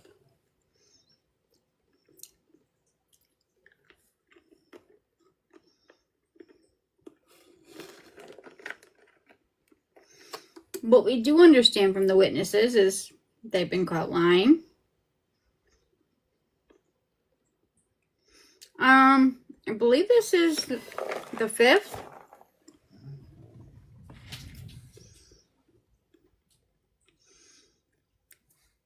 They had 2 before the day even started. Don't worry, Stephanie. I'll put it up on my YouTube when I'm done. It just takes a little bit for me to download, then re-upload, but it'll be up there tonight.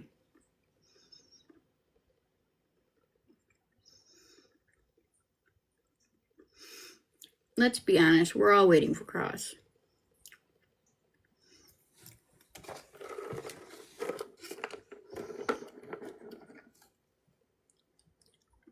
By the way, when you guys go on my YouTube and you watch the replays, can you please hit the thumbs up? It would be so much greatly appreciated.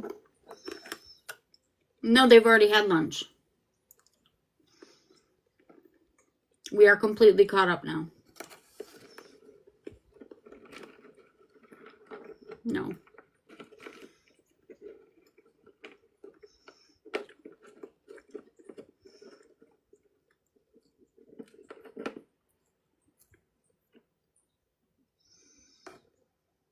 The hell out of here with that vaccination shit.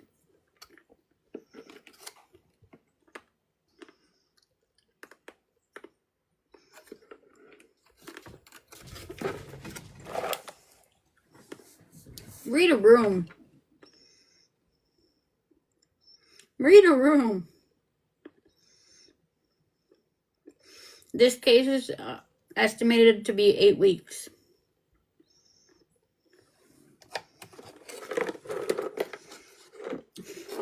A vaccination, really? That's a good one, Brian. And you're right, they are. We're on day 21. That's all I know.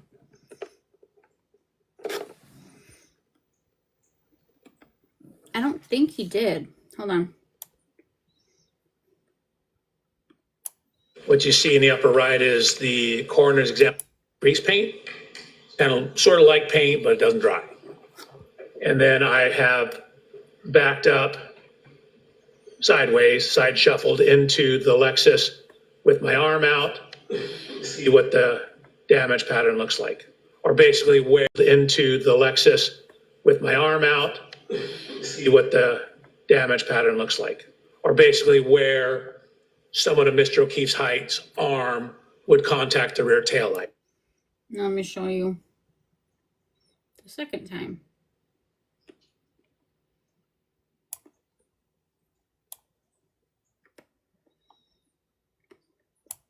Occurred, like where the person was, like in the crosswalk.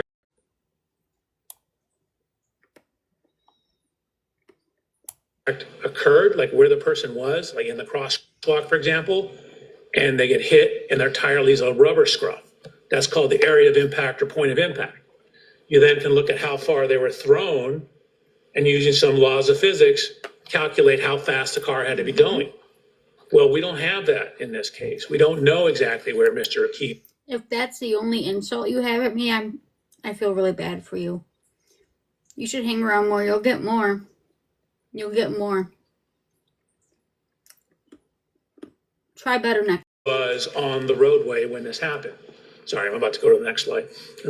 Without having an exact point of impact or an exact speed or an exact body position, are you able to specifically replicate the actual collision and the way Mr. O'Keefe's body would move? Exactly replicate? No. And again, in terms of how he would move, again, we don't know where exactly on the roadway he started. So in terms of how he moved, that's a function of where he started. We don't know if when he was clipped, he took an additional step before falling backwards. So that will change how far you are off the roadway. So the impact, which you'll see in a second, even at 2 miles an hour, will induce rotation of the body. So depending on the speed, the higher the speed, the more rotation. So if I may. I think you hit the wrong one, LT.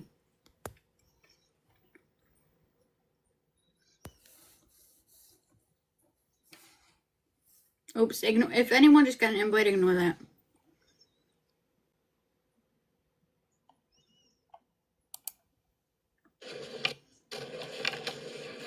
So slide 111, this is simply showing where I walk sideways, how this lines up with the location of the lacerations on Mr. O'Keefe's arm. Here's the post-contact scuffing on the taillight. Here's a picture of Miss Reed's vehicle on the right-hand side. So now I said, okay, that was me walking into the car. Let's have the car drive into me. I did this at very low speeds. And you'll see, and we'll show this from two different angles. That's me showing, I'm doing test 2.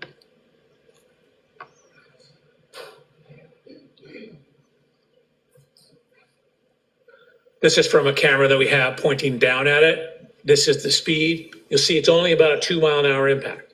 But even a 2-mile-an-hour impact redirects me back and causes me to rotate and take a step. They didn't go after my personality, they went after my weight. Like, I don't know my own weight. I'm a foodie. I love food. They need to get better prepared. Like, there's like As for pattern, 5 other things they could have come at me with. They're clearly not putting an A for effort.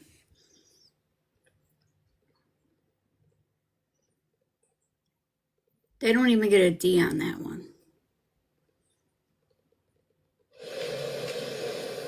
If at first you don't succeed, try again.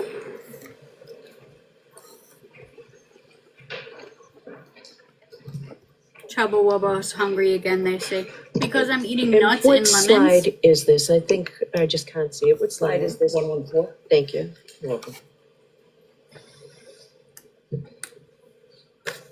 One moment, Dr. Welcher.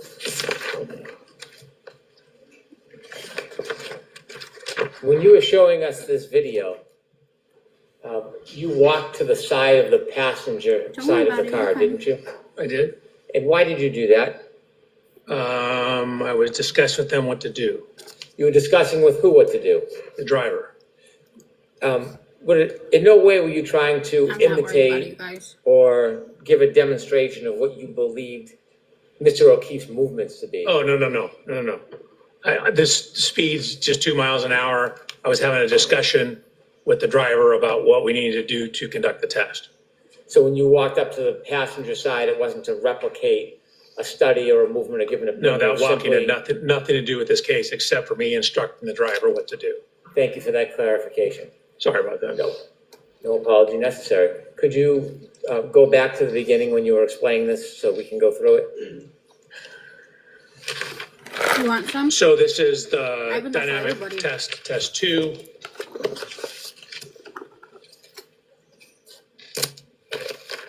So again, this is the view from behind. Just to avoid the confusion, I will start it here.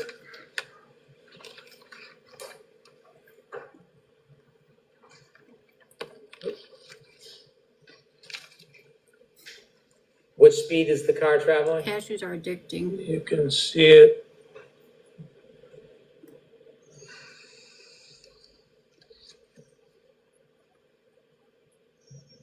About 2 miles an hour. Okay. Excuse me, Your Honor, that is the objection that we spoke about. that I- Okay. All right, so that's noted, Mr. Larson. If people are bitching about me eating this week, wait till next week because I'll be doing 14-hour lives to cover 2 cases next week. You're damn right I'm going to have to eat. So similar to the other test, this is the post-contact image of the transfers onto my arm. Actually, the yellow paint, you can see from my hand is here. This is from the arm and forearm. Here's the paint. Next week we have Lori Daybell's last trial for conspiring to commit. But I do true crime. I don't just do this case. I've been doing this for a while. Transfer pattern. And that slide number, I'm Dr. sorry, Welcher? I'm terrible with that. That's Slide okay. 116 now. That was 115. Thank you. Slide 116. What I've done is I've taken these yellow lines to show the extension of the components on the rear of the exemplar Lexus. Then I've done this extension of those same components on the rear of Miss Reed's Lexus and shown how the approximate location of the fractures in the taillight match up with the approximate location of the contact of the arm onto the taillight. Yeah, I actually did a Dr. video about it. Welcher, do you have any indication of how Mr. O'Keefe's arm was bent, what angle it was bent at? Not exactly, but for these to be taillight shard fragments, they would need to be in the area of the taillight, but it could be further up. We know from the police photographs that there was a damage to the rear body panel in the area I'm searching here. So it's possible his arm was a little higher up and the glass hit the rear of the Lexus and caused that damage. In the bottom right, Excuse me, your objection is that. I will strike that last part about the glass. Thank you. the purpose of the circle is for what, Dr. Welcher? To show, in this case, primarily the location of the lacerations up on the arm, the upper part of the arm, and that they match up with the locations of at least the one remaining shard in the rear taillight of Miss Reed's Lexus. Looking at the picture of the Lexus bottom right middle, are there any marks on the Lexus itself that you took note of? Yes, it's on the next slide. Thank you. Actually, it's two slides. Actually, it's two slides. So there, again, this is the evidence marker. There was a horizontal scuff. We know Mr. O'Keefe had blue jean type pants on. There's a scuff in the area that would approximately correspond to hip level for Mr. O'Keefe. Next slide, please. Yes, ma'am, 118. Thank you. Did you describe what you saw on the bottom right-hand corner photo as well? I believe, yes, I did. That's the scuff that lines up with the approximate height of Mr. O'Keefe's right hip. So then I included previous image that you've seen, slide 119, with the reconstructed photograph of the rear taillight, showing where some of the fragments are. You can see where those fragments are relative to the curvature of the taillight. They'd be in the area somewhat centered within the region of the two yellow lines on slide 119. Is there anything about the photograph in the top right-hand corner that's important? If so, could you zoom in and show us? So again, it's showing that this is when it's, I believe, in the Sally Port at the police station, showing that scuff on the right rear body panel.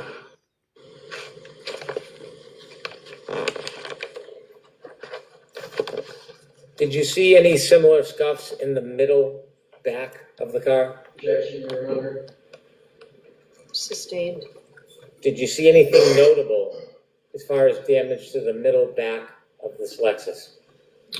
The middle, Yes, like back where the doors are, but with the middle of the back of the car, did you see any similar damage to the middle? or there the was left? scuff marks that ran along the bumper. Okay, continue, please. Since when?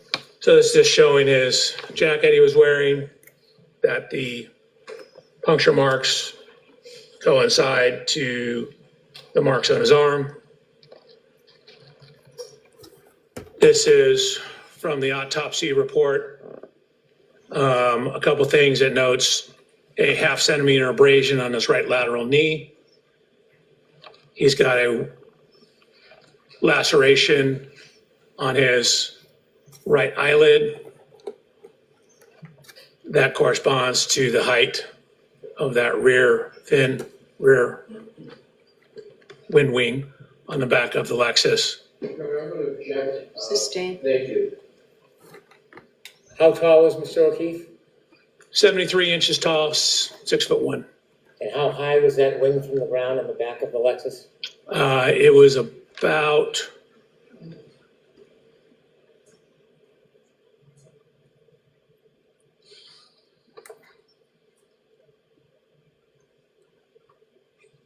it's about 5 feet 11 inches, maybe 5 feet 10 and a half. Thank you. You're welcome.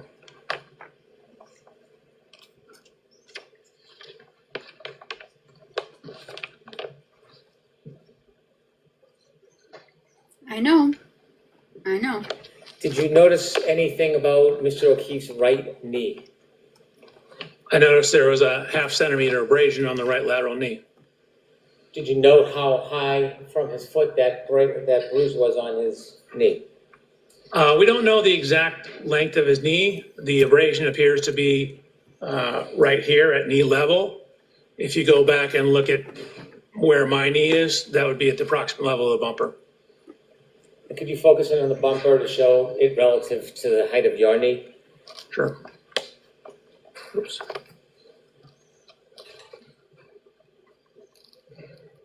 I hope they warned Mrs. O'Keefe about this. So my knee is approximately right here. This is where the bumper is. So the side of Mr. O'Keefe's knee will be in this general area. Okay, thank you. You're welcome. Sir, do you have an opinion to a reasonable degree of engineering certainty about the lacerations on Mr. O'Keefe's right arm and forearm regarding its orientation relative to the broken taillight on the defendant's Lexus? Yes, Your Honor, may I read my report, my opinion? Okay.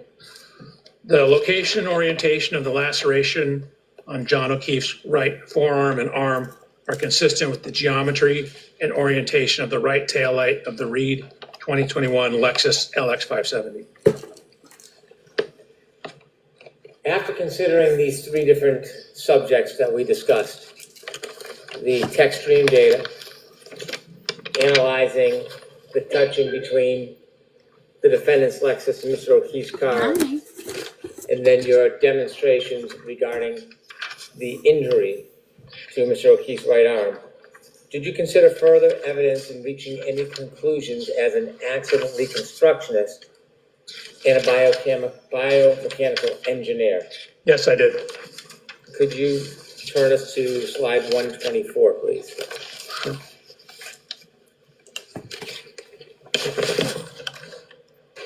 So this is some of the location of the physical evidence.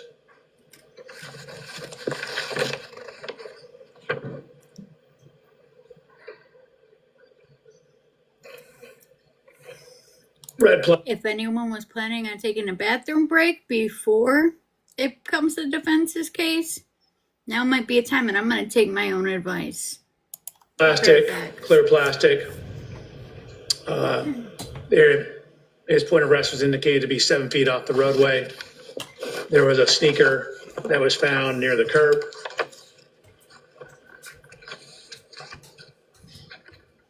There were various fragments of taillight found in the snow on the morning of the incident, as to the afternoon of the incident.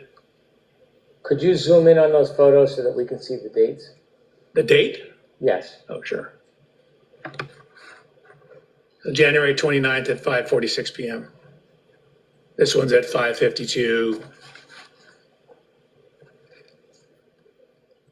One's at 5:59. This one down here is at 5:46. So there were various fragments of the taillight that were ultimately pieced back together and determined to be from Miss Reed's right rear taillight. Additional evidence was found. This is taken on the afternoon of the accident, again, around 5:50 p.m. Could you zoom in, please, for us? Sure. So what you see here was later identified as Mr. O'Keefe's right shoe. And this slide number, Dr. Walter? Yes, ma'am, 127. Could you show us the time and date, please? January 29th at 5:50 p.m. So a series of photographs. Again, you can see on the right-hand photograph that this is the roadway, this is the curb. The grass will be up towards the top of the right image. On slide 127, the shoe is found, up against, in the roadway, up against the edge of the curb. Baseball hat. Again, required a same baseball hat. Baseball hat was also found in the snow. You can see, I want you, before you move ahead, the baseball hat, could you give us a close-up view and also the date and time? so that's where it's buried in the snow. These were taken on February 3rd. I'm not sure what time it was.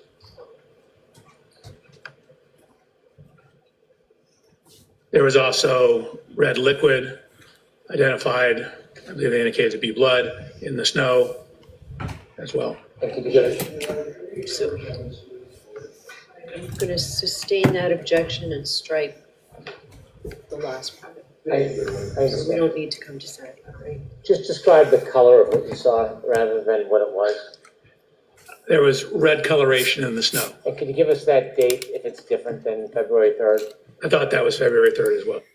I find it interesting that they find blood on top of the snow when he technically would have been there before the snow had fallen.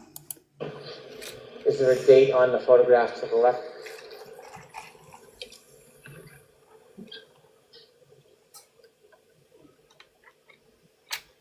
I don't see one. Okay. Do you know if those photos were taken by the Canton Police The Department? hat was under the snow. Jesus. Do you know when exactly those photos were taken? I don't, except I have them dated as February 3rd. But I think that may just be the baseball hat photos. Okay, can you continue? Then we have photos of a broken glass. Did you notice that the prosecution didn't call that Surrounded duck by- driver? Red marks in the snow.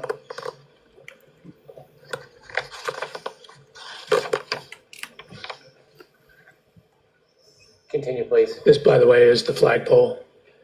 And that slide number, please, Dr. Yes, ma'am, 129. Thank you. Slide 130. Can you enlarge that and explain to us what that is? Sure. So at the bottom, it indicates where it's from. So this was from a presentation I eat ice too. Heaven forbid.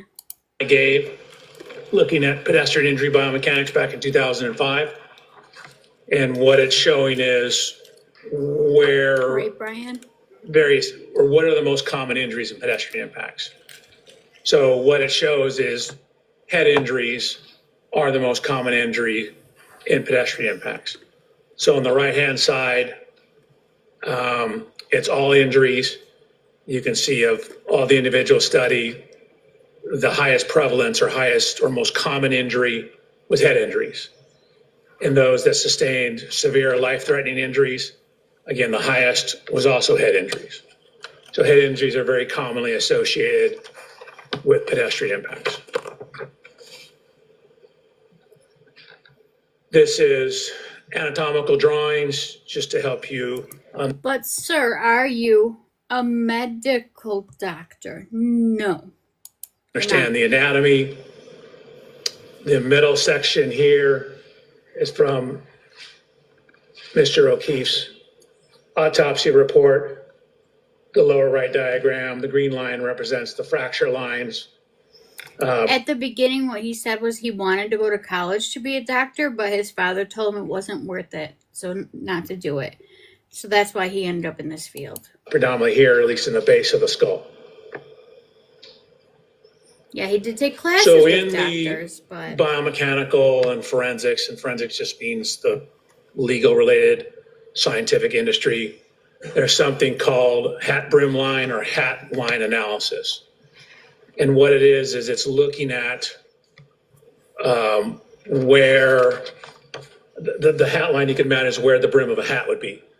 And what it is, it's literature that's looking at where head injuries from falls commonly occur. no, it's fine, Kathy. I'll strike, I'm going to strike. I'm going to strike, Removed from the screen. yes, yes. Thank you, Your Honor. So that was slide 131. No, that was 132. I moved it because you said to take it out of the screen. Your Honor, one more request to agree. Did not take that into consideration. So jurors, when I strike something, that means don't pay any attention to it.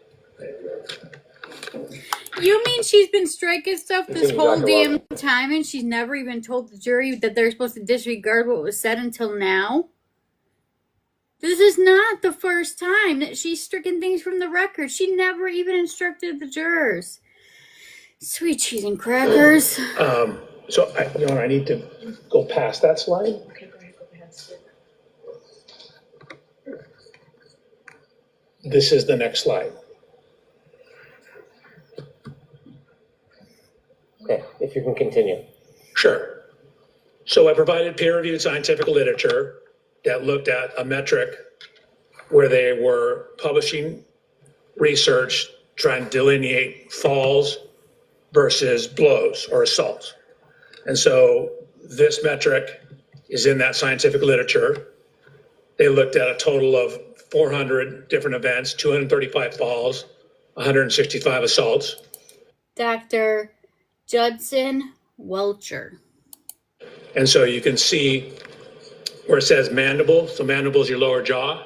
Can you enlarge that a little bit, please? Your Honor, pardon the interruption. I'm moving to strike. Yeah, let's take that slide down and I'm gonna see you at sidebar, please. Sidebar. True. The sad part is if they wouldn't objected, she would have let him keep on talking.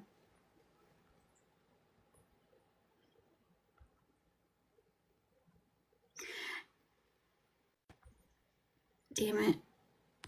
Hold on. I'm trying. Hold on. Where is it at?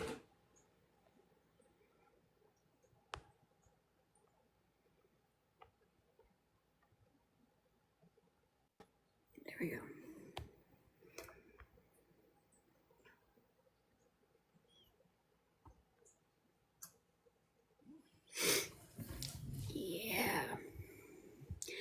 Yeah. Yeah. Mm-mm. Do you need a break? Do you need?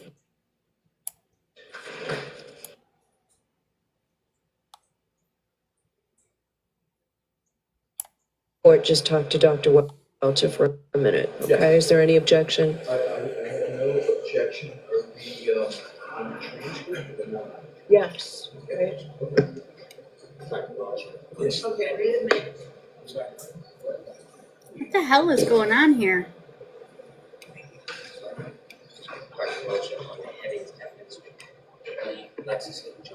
Yes. Absolutely. No talking, court still in session. We're going to remove the heading on each one of the slides. I don't want to repeat what it says. And each one of them are, thank you, anything else. That's all I'm saying.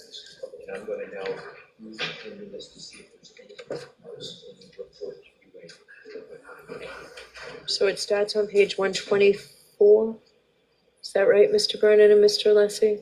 I don't have the whole one in front of me. Dr. Welcher, is that where it starts? That appears to be exactly right, yes. know. 124.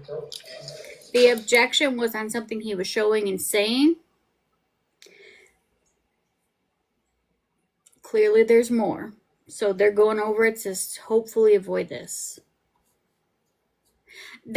Honestly, how many times have I said that this is actually at a court of law? It's not a movie. This feels like a movie, does it not? They've turned the justice system into a mockery. And at somebody else's expense. Start out 123, I have. I actually have 122 is already redacted, but I have it. If this could happen to Karen, Right, I this don't could have happen it to on any one of us. 123. 123 was a blank slide. And then think of it this way. Yes. John's not going to get justice. This could happen to anyone that we love too. So So from 124. Triple M, you do not have. I'm right there with you, Kelsey. It's very scary.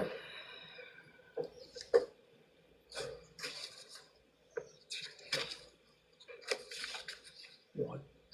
124 through 138, is that accurate, counsel?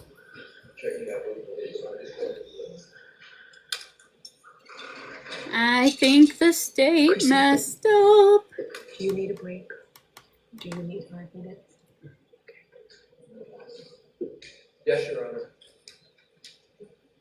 Okay.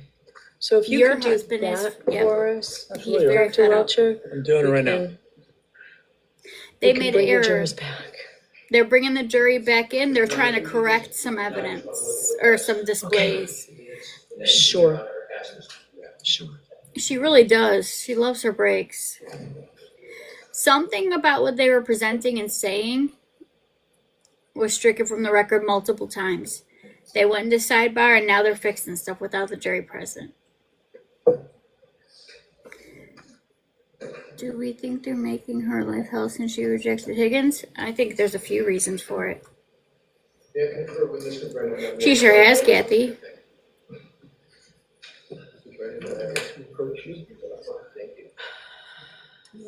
Not on I the record. cannot, I cannot wait till Alessi gets a hold of him. I cannot wait.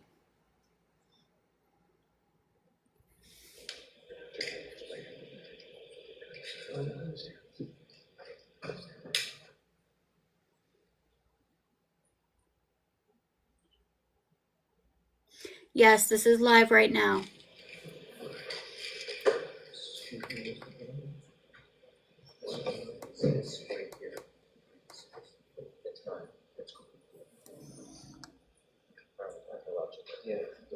Your Honor, Mr. Brennan has given me permission to confer with Dr. Welker. Thank you for the Sure, and it follow. won't be on the record, right? Yes.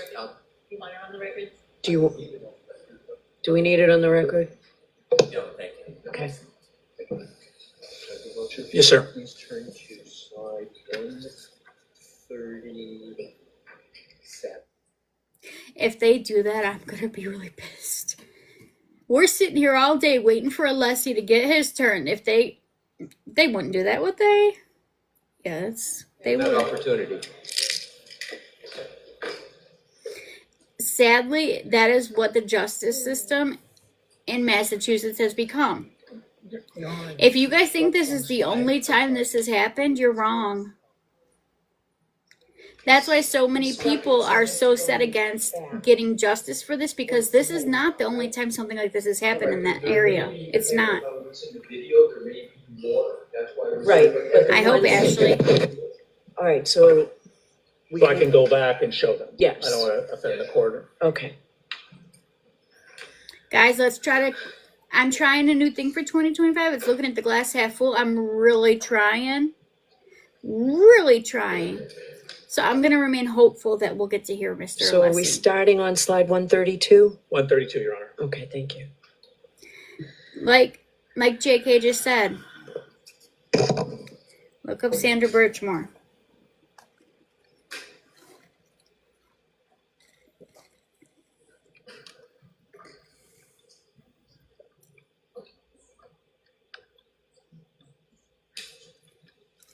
I know I haven't talked about it because I try to keep everything separate, and you guys got to remember, we were going on virtual jury. You can't look stuff up for a while. Well, when they give us that many days, I look stuff up. Us TikTok detectives take our jobs very seriously.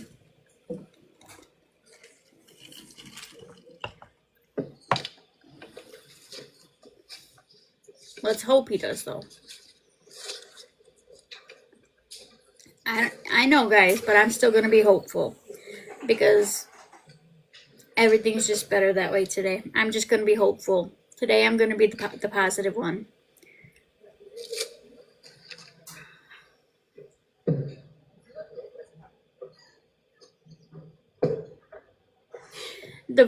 What I mean by virtual jury is I cover a lot of cases, a lot of It trials. looks like it's up. Is it This- ready, Dr. Welcher? This is one of the cases that was requested that we do as a virtual jury, meaning we literally cannot look into anything.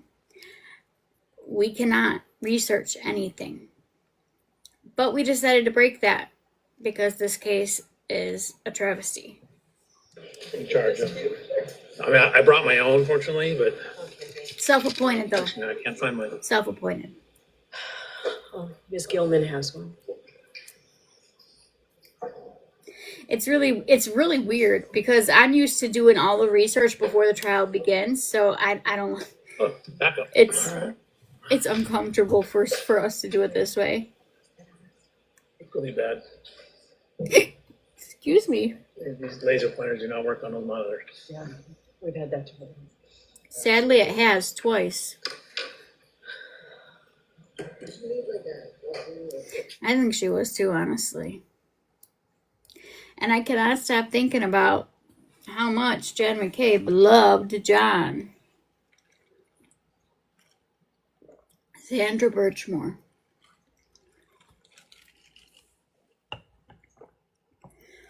That's what I was looking into. They were having a disagreement about what was being shown and said. The jury had to get brought out of the room for them to fix it. And now they're waiting for them to get brought back in.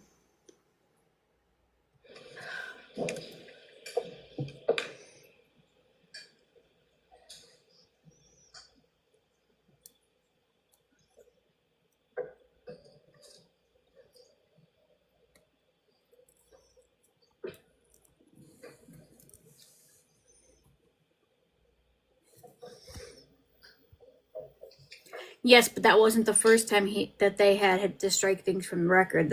They're making a pattern today.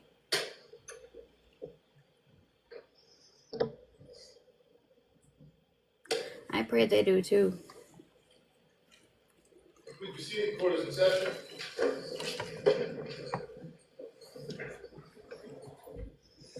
I mean, if we listen to the rumors, they see it. Dr. Welcher, if you could return to slide 132. Actually, 133, Dr. Welcher. Is that me or? 100%.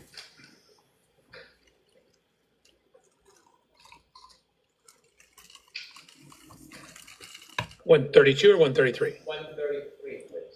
The next one after that. So we did skip over 132. We skipped over that one as well. Going? Just go to the page he asked you to go to. If you can enlarge that just a little bit for us. Sure. Now, you mentioned that there was studies that talk about guiding the Right. difference between potential injuries. Correct. Can you explain that? Sure. So I gave 3 papers and someone's dissertation on this issue. They were creating a analysis methodology to differentiate whether the nature and pattern of injuries are more consistent with a fall or more consistent with an assault, or they're calling it blows. Okay, could you walk us through what this chart means? Sure. So this is their flow chart in terms of their assessment. So it starts at the very top. You can see they analyze a total of 400 events, 235 falls, 165 blows or assaults. So what you do is you ask yourself on the first set of arrows, you look at the mandible, the jaw. And MRS, as you can see at the bottom down here, refers to a simple fracture or multiple fractures. A is no fracture. Mr. O'Keefe has no mandible fracture. So that means we go down this row. It then looks at all facial fractures. So these are the bones that constitute the face. So if you have a facial fracture, you go to your left. If you have no facial fracture, you go to the right. So if you have some event, no mandible fracture, no facial fracture, what they've indicated that is predominantly associated with falls and not assaults. Thank you. You're welcome. In addition, did you do any further study on the force of a person falling back and landing on their head? Oops, I did. Could you So what I did was I did what are called drop test. I took an anthropomorphic test device, ATD, was just a fancy name for a crash test dummy, and dropped it backwards onto a hard surface to look at what happens if you were to say fall backwards and hit your head onto a hard surface. So on this particular photograph of Mr. O'Keefe in the upper left, there's noted to be abrasions above the fracture line in the area. You can't see that at all. You can see, He's getting frustrated. noted to be abrasions right here. Your Honor, I brought a hat. That was the one I used in my testing. May I put it on and demonstrate something? No. We do not want you to put on a hat and demonstrate anything, sir. Are you objecting? I am. That's sustained. No, you can't. Okay, so. This is not theatrics, sir. I will show you the dummy test I did. Watch when the shoulders hit the ground and the head hits the ground. It creates kind of an arc path that will drag and slide objects up the head. So if you have something such as a baseball hat, it'll cause it to drag across the scalp, dragging it up to a similar location to where these abrasions are. So here's the testing. Again, this is it's crash test dummies you see on television. This is myself.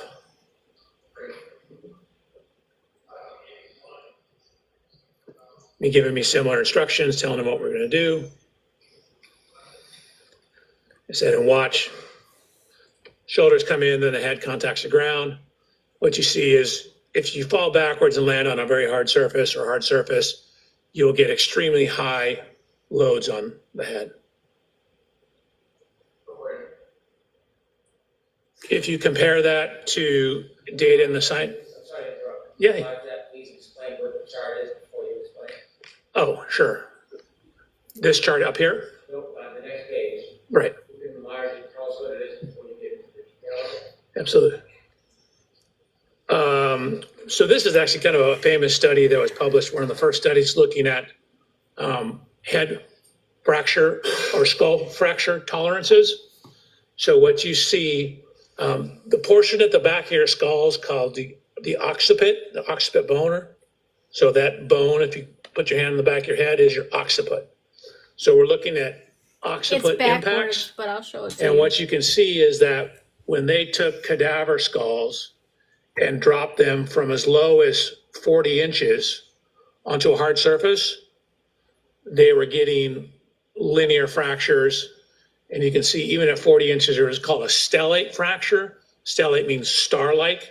You get a fracture that goes out like a star.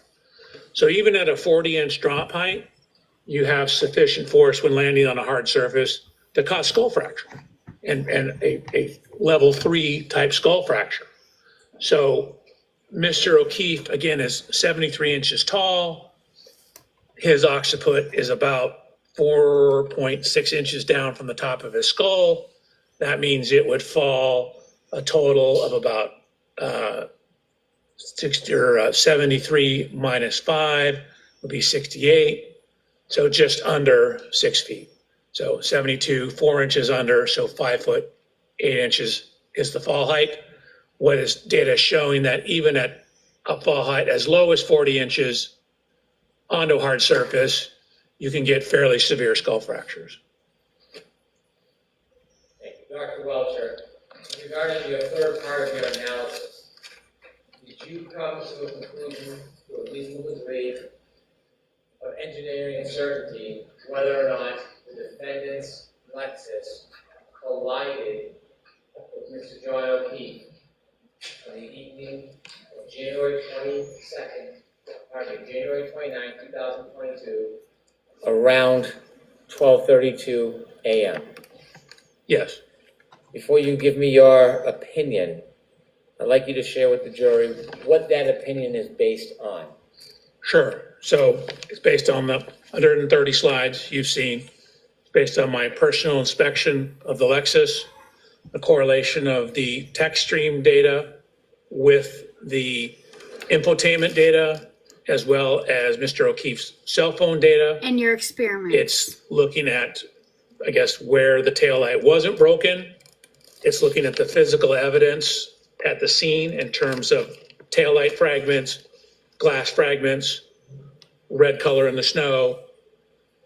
We have the cell phone data, the location and position of the arm lacerations, the air temperature at the time indicative of sufficient to freeze. Yes, experts are paid. the location of the fracture on the back of his head relative to the scientific literature, my testing of forces available falling onto a hard surface, published But do we know if it was a full moon that night? science on the fracture forces associated with falls.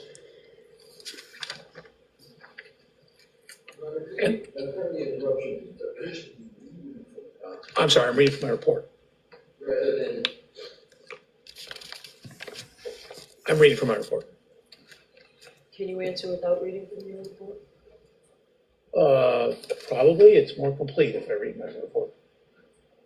Any objection, Mr. Leslie? I do on this question, reading from a report with this question. So I'm ready to do that. So, you don't read it, don't read from your report. Okay, doke. Okay, Dr. Welch, let me ask you again. Based on your He was analysis, cheating. data available, reviews, study, based on the fact that you are an accident reconstructionist and a biomedical engineer, have you reached an opinion to a reasonable degree of engineering certainty whether the defendant's Lexus struck Mr. John O'Keefe on January 29, 2022, around 12:32 a.m.? Yes. And could you share the bases of your opinion before I ask you your ultimate opinion? He Sure. just told So you. How many You've times seen did I my slide ask him? presentation. I've inspected the Lexus. I've looked at where it wasn't damaged. I've inspected the taillight. I got an exemplar Lexus. I ran lower speed contacts to verify that the injury pattern and location on the arm is consistent with the height and orientation of the taillight. I have looked at fracture tolerance data for falling backwards onto hard surfaces. I've looked at the metrics of where his injuries were and what injuries he didn't sustain. I've looked at the cell phone data, and then I've looked at Miss Reed's interviews as well. Based on all the evidence you considered, could you share with the jury what your opinion is to a reasonable degree of engineering certainty about whether the defendant's Lexus struck Mr. O'Keefe on January 29, 2022, around 12:32 a.m.? Objection, Your Honor. Going to 11. I can answer. Yes, based on the totality of the evidence, DNA, everything I've talked about, that is consistent with that happening with a reasonable degree of scientific certainty. That is what happened. Objection, move to strike, Your Honor. So I'm gonna strike that, I'm gonna see counsel side up for just. How many times did they have to strike things for the record with this witness? The hell?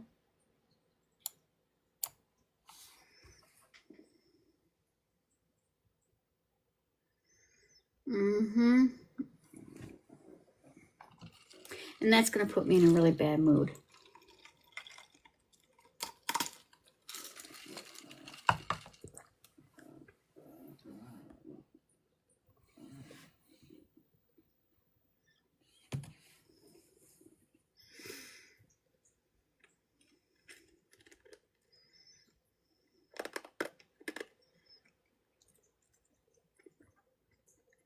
I really hope that they had warned John's mother about those photos.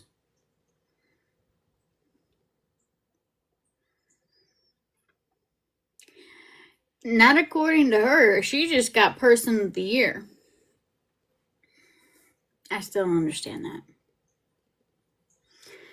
Yeah. You guys see what happens when I'm cautiously optimistic? This is why I'm not the glass half full kind of girl.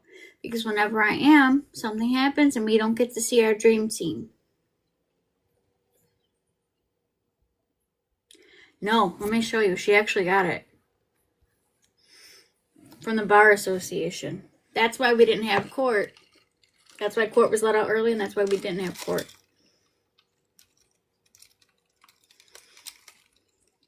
Hell no, she don't look refreshed.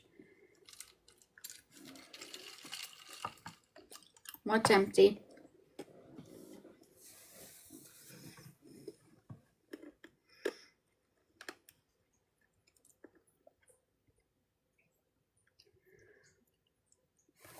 Again, them giving this to her, I just can't even find the words to explain to you guys. Thank you. Not the prosecution. Defense probably will, but not the prosecution. Just like they also didn't call the plow guy, the tow truck guy.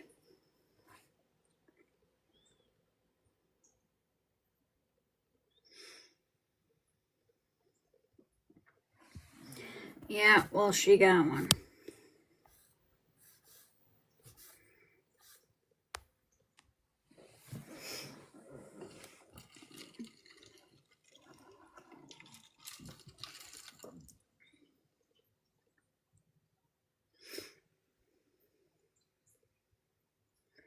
Yep, the TikTok shop is great.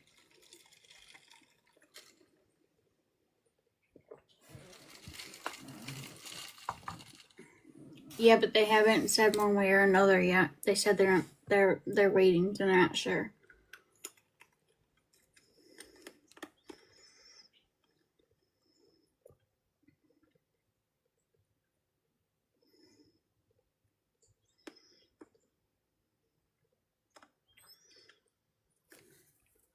You mean they're calling 91 witnesses? I really wish I could get a hold of that witness list. I think this is number 6 or 7. You need M&Ms. I didn't lose anything, Shirley.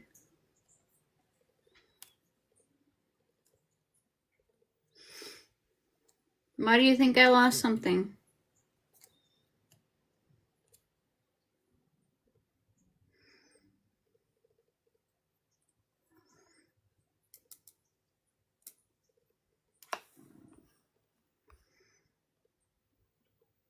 Yeah, I have the one for the prosecution, but I don't have the one for the defense.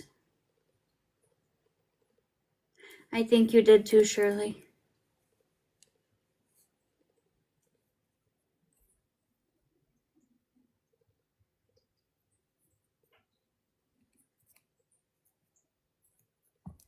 No, if they did, the defense or the prosecution still has several people on their witness list. It's okay. It's okay. The prosecution still has several people on the list. Doesn't mean they're going to call them all, but they still have them.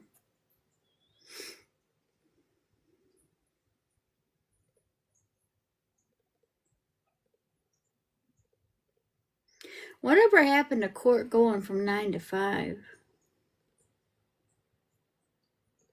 I'm not sure. I have no idea. I try not to bring up other creators in my lives.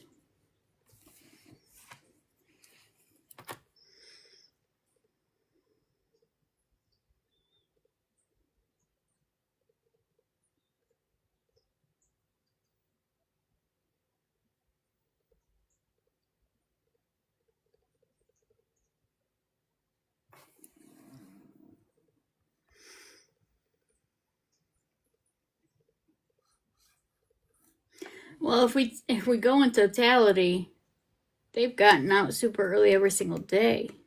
They're on a sidebar. Welcome back.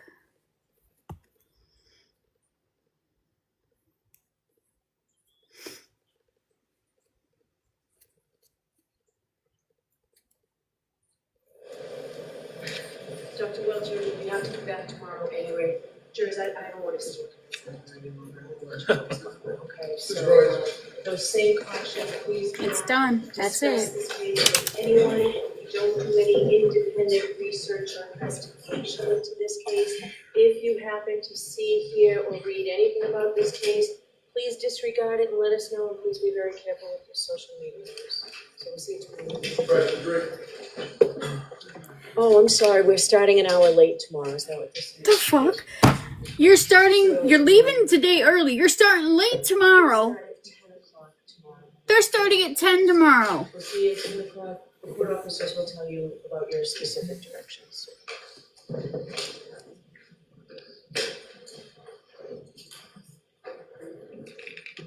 Yeah, they got lunch.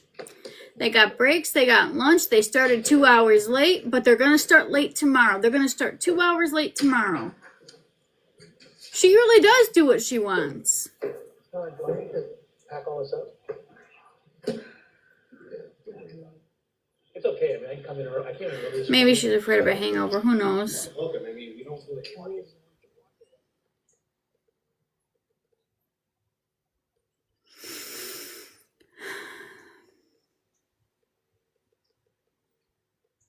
Yeah, I'll be back.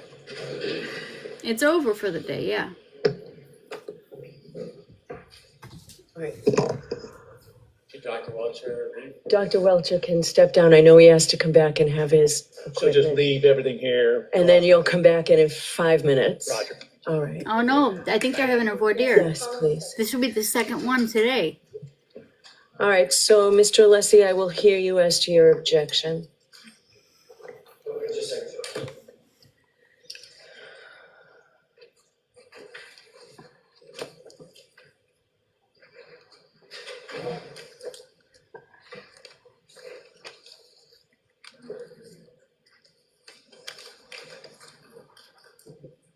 Yeah, me too. Thank you, Your Honor. Would you like me to go to the podium or stand? Right there's fine, and let's try and wrap this all up by 4 because I've already heard you at sidebar. Son of a bitch, you let him talk all damn day long, but you're telling him he's got to wrap it up in a few minutes? The hell? That means both of you I'll hear from within the next 5 minutes. Go ahead, Mr. Alessi. Thank you, Your Honor. The point number 1 is the question of whether, based on a reasonable degree of scientific or engineering certainty, he has an opinion whether a collision occurred. I'm going to give a dramatic and accurate example that happens in courts all the time with equivalent. So, by analogy, if the issue is whether or not a defendant has stabbed an individual and caused a certain event, that is the ultimate question for the jury. That question is never permissible in a trial. By analogy, this is the exact analogous situation. The question of whether there was a collision is the ultimate question for the jury. That is why we are having this trial.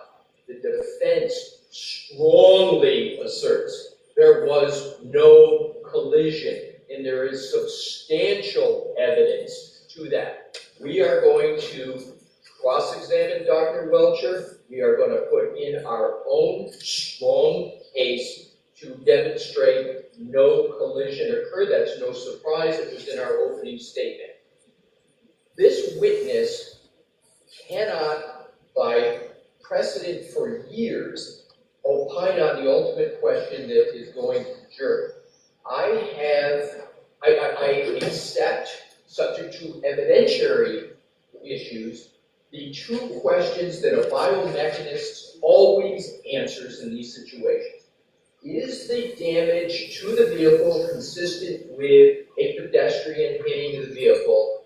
And are the injuries to the individual consistent with being hit by a motor vehicle? Those are the questions that are permissible, not the collision question. It is resoundingly improper in this trial, in any trial where that is the ultimate conclusion for the jury. Yes, an expert can offer opinions, but every expert is bounded by the extent of their opinion, and that opinion on whether there was a collision would invade the province of the jury and the whole purpose why we are here, Your Honor. Thank you. All right, Mr. Brennan.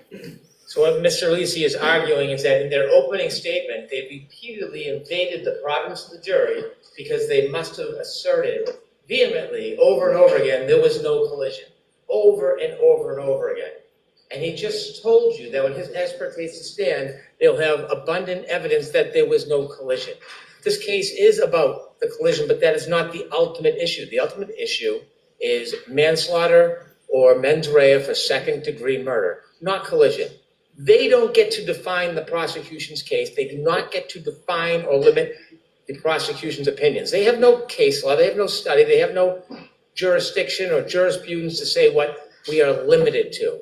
He's entitled to an opinion. His opinion is not limited to whether or not the defendant struck Mr. O'Keefe.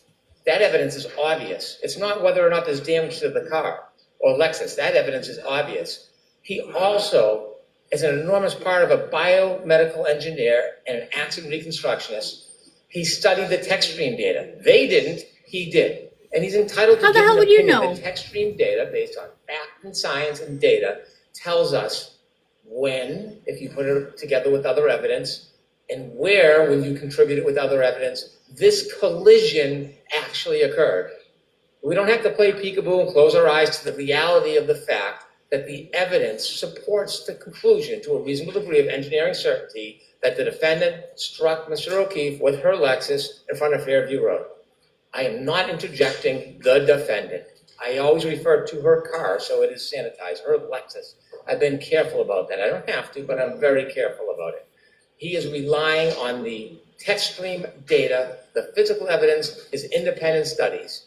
He is allowed to offer an opinion about whether the injuries are consistent with the damage to the car, whether the damage to the car is consistent with the injury to Mr. O'Keefe, and he's also allowed to answer, in his opinion, the issue of a collision. Putting aside the fact that that was emphasized and repeated in the opening statement, and it's going to happen again when other people testify. It's not our fault that ARCA didn't testify or look into the tech stream data or they don't have an expert for it. It doesn't belittle or limit that evidence. We expect to ask Dr. Welcher, does he have an opinion to a reasonable degree of engineering certainty whether the defendant's Lexus collided with Mr. O'Keefe on January 29, 2022 around 12:32 a.m.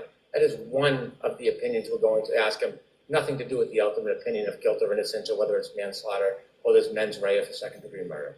And what was your second? You said that's one of the opinions you're going to ask him. What else are you I looking will at? also ask him about the consistent with, whether the injuries are consistent with. With what? I'm going to ask him after this part about the difference between a clip or a side swipe as opposed to a full-on injury, pedestrian collision from a front or back of a bumper. And there are further slides to emphasize that point. And so there'll be an opinion regarding that as well. And you, Consistency with a side swipe or a clip. okay, so this is not the end of Dr. Welch's testimony. He's just moving on to another area. It's close, but it's not the end. Okay. Go ahead. Yeah. Your Honor, here's a case. Attorney Brennan said, go to case law, here it is. Commonwealth v. Coleman, 366 Mass 705. And it stands for the proposition exactly that I articulated. I won't repeat it. Secondly, Your Honor, we practice what we preach. I have the ARCA report right in front of me. And I have the report of... Is that a new one or is that a... This is the new one. Okay. It is also, the old one is the same. So I can, either one is the same. They do not, Mr. Brennan incorrectly said what our experts are going to do. I don't know why he did that because he has these in writing. Neither Dr. Wolf or Dr. Rentschler talk about a collision, a conclusion, it's consistency. So there's two questions I said in sidebar. And for reference, Your Honor, for the most recent, it's page 15. There is no... I don't have that report, so I'd like a copy of that report. Your Honor, a copy, and I also, Your Honor, refer Your Honor to ARCA's existing report, which I'm going to do from memory. I think it's February of 2024 that was done for the U.S. Department of Justice and FBI, where they basically said and gave opinions on those two items I spoke to with sidebar. So Attorney Brennan is incorrect when he says what our experts are going to say or not. We've already committed in writing to what they're going to say. We're consistent. We practice what we preach. All right, so we will discuss this tomorrow before we start. Oh, so you're I'll gonna tell you start my late ruling and tomorrow you're before gonna... we start. I need to go back and see what exactly came in to evidence today. All right, so I'll see you in the morning. Okay. All right. So, not only are they going to wait till 10 o'clock to start tomorrow, but they're also going to be continuing this tomorrow. So it's not going to start at 10.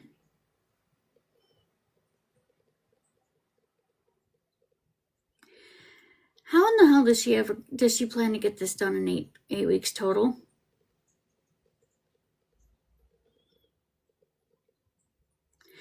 Because Bev's allowing it.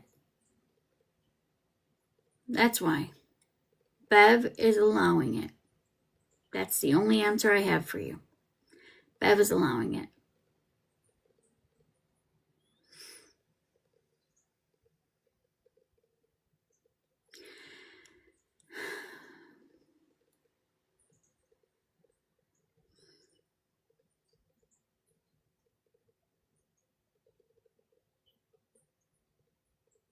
Not only is she allowed to remain on the bench, but she's getting awards for Person of the Year.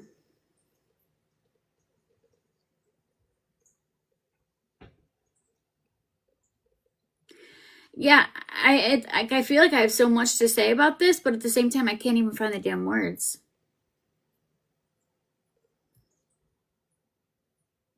I'm glad you came across this too. Thank you.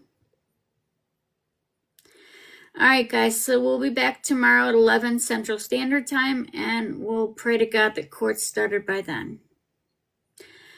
So, right, Lisa? I actually have her on the stickers. She's my favorite. She is my ultimate favorite judge. Yeah. Yeah.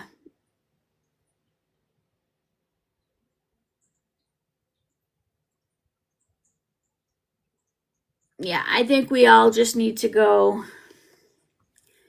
take out our frustrations privately. I got nothing else to say. I got nothing.